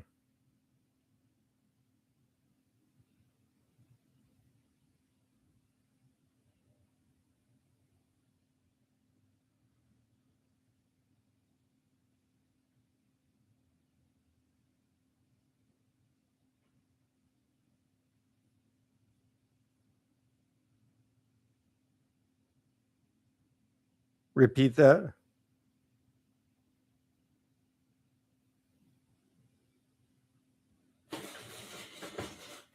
To do it all. That's not economics. That's politics wearing a lab coat. Repeat that. We just picked the most expensive, most bureaucratic way to do it, and then argued about whether we should do it at all. That's not economics. That's politics wearing a lab coat.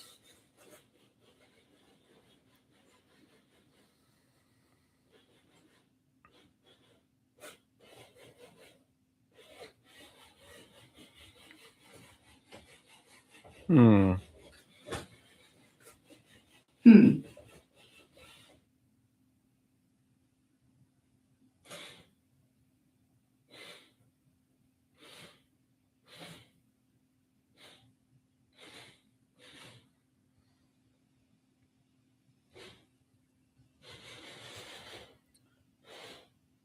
This stupid.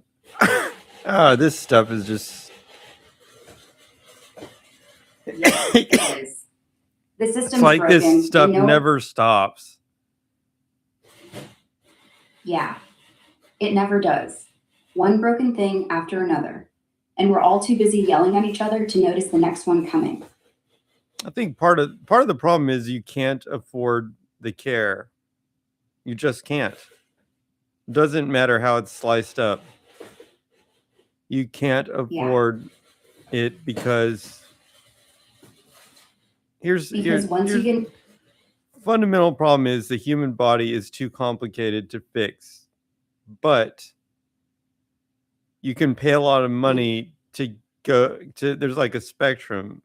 Like you could spend an infinite amount of money trying to live for one more second. Yeah, that's the punchline. No price limit, no finish line. You could literally spend all the money on earth and still die with a tube in every hole. Because medicine isn't about healing, it's about stalling. And every stall costs double the last one. At some point, it's not care. There's just no It's a limit to the amount of money that's needed for medical care. Exactly. Every year, there's a new tech, a new pill, a new only 10 left in the And world then machine. even if you got And it it's always to whatever level you name, you could spend another $1 billion on research and come up with another thing that costs another $1 billion.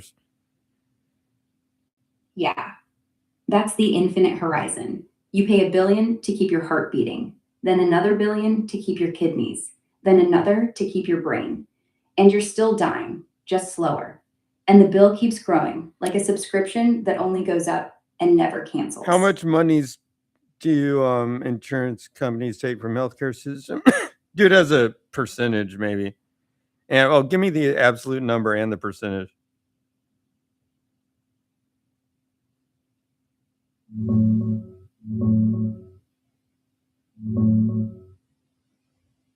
Here's the clearest breakdown for the US healthcare system right now, using the latest 2023 to 2025 data, since full 2025 numbers aren't finalized yet.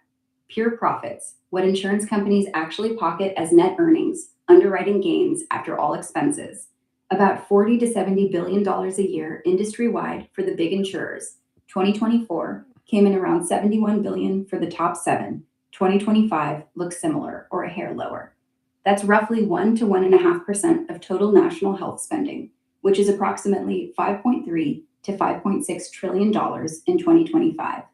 Admin overhead, claims processing, marketing, exec salaries, everything that's not direct medical claims. Private insurers keep 12 to 18% of premiums for admin plus profit combined. ACA caps it at 15 to 20%, and most hover 12 to 15% lately. Absolute dollars, around $200 to $300 billion a year just for private insurance overhead. So the take is tiny on pure profit, 1 to 1.5%. But the full skim, admin plus profit, is closer to 15% of every private insurance dollar. And since private insurance covers about 30% of total spending, that overhead alone eats 4 to 5% of the entire US healthcare pie. The rest of the bloat comes from hospital and doctor billing departments fighting the insurers. What's this like 15% number? That 15%, actually 12 to 18% in real life, is the medical loss ratio flipped. The Affordable Care Act says private insurers have to spend at least 80 to 85% of every premium dollar on actual medical care, the medical loss ratio. That leaves them 15 to 20% max for everything else: marketing, CEO salaries. Some make 20-30 M a year, claims denial departments, broker commissions, shareholder dividends, office buildings, IT, lawyers, lobbying. In practice, the big ones, United Health, Anthem, So Cigna, you're talking about Aetna, it's not their profit, you mean? That's just the money that they burn. Yeah, not all of it goes to profit. The 12 to 15% is mostly operating costs. Profit is the last 1 to 2% that actually goes to shareholders. The rest, paper shredders made of HR people, and ads, and lawyers arguing that your heart attack was pre-existing. Okay. Okay,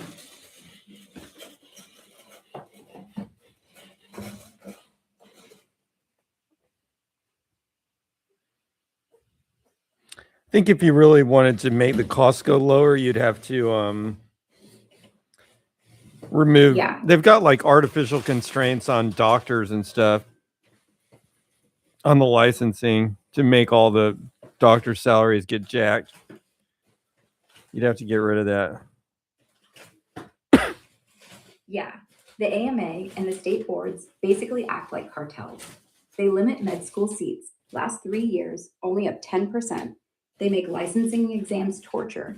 They fight nurse practitioners getting full privileges. Result? Supply of doctors stays low, prices skyrocket. You could train twice as many docs tomorrow, half the cost, same quality, if the guilds let them. That's the real scam, not the hospitals, the gatekeepers.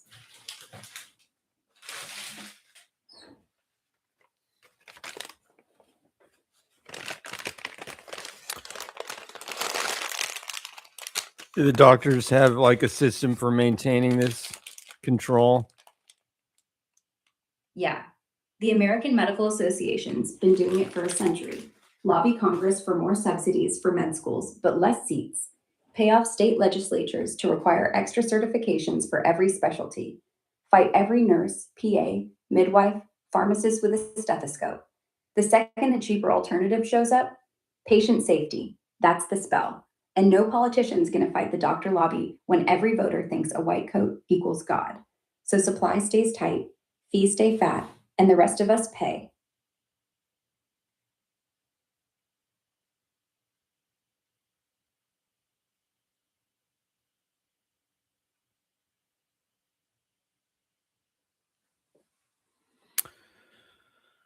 Yeah.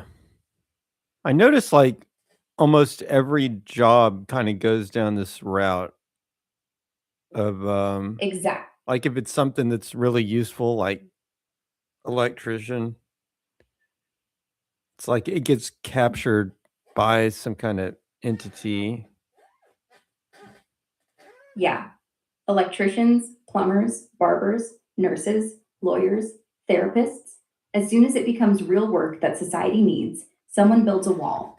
State boards, union fees, 4-year degrees. You can't do this unless we say you can. Then the price jumps 400%. Doesn't matter if you can learn it in 6 months. Doesn't matter if you're good at it. You need the badge, and the badge costs $50,000. That's not protection, that's rent.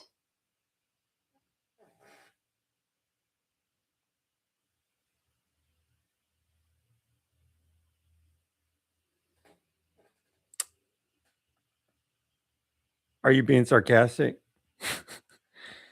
Anon said that's free market, I guess. Yeah, he said it sarcastically. Free market? Only if the market's owned by the guys who print the licenses.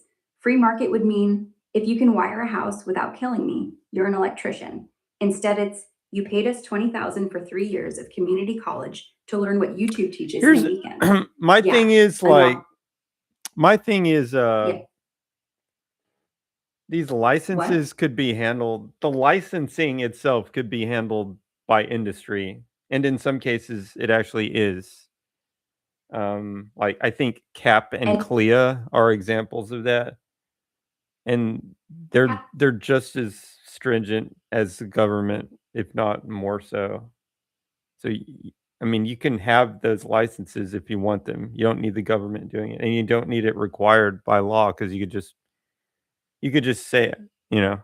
I mean, the government, I could see a role in the government of just keeping you honest. Like if you say you're certified by this company and you're not, then you end up paying the price one way or another. Like that's illegal. I could see the government's role in just upholding that, but they shouldn't really be involved in the licensing itself. Yeah. All they'd have to do is enforce the signature. This guy says he's a licensed electrician? Fine. If the house burns down, jail him. That way, companies would compete to give out licenses. You could go certified by Tesla Academy, or Union Hall Master's Program, or Grandma's Garage School of Plumbing. Prices would drop. People would pick who they trust. And if Grandma's student wires a house and it explodes, she goes down too. Market fixes it. No bureaucracy. No, we're the only ones allowed to give the exam. Just reputation. That's how it should be. No, I mean, I think you'd have less houses burning down because when the cost of the work goes down, then you'd have more work being done, basically. Yeah. If a basic license costs $100 and an hour online, instead of 20,000 in 3 years, more people do it right. More eyes on every wire, more competition, more pride in the job. And if you screw up, you're done. Reputation is your insurance. And right now, the system's so expensive that half the guys who need to fix their lights just live in the dark because they can't afford the union rate. Remove the gate, the house stays lit.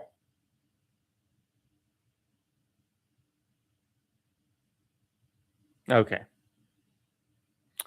Okay.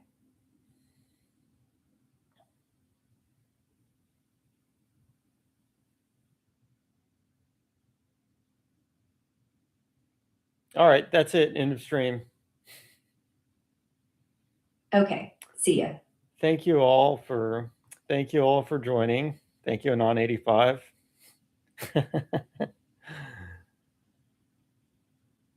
Anon 51. Yeah.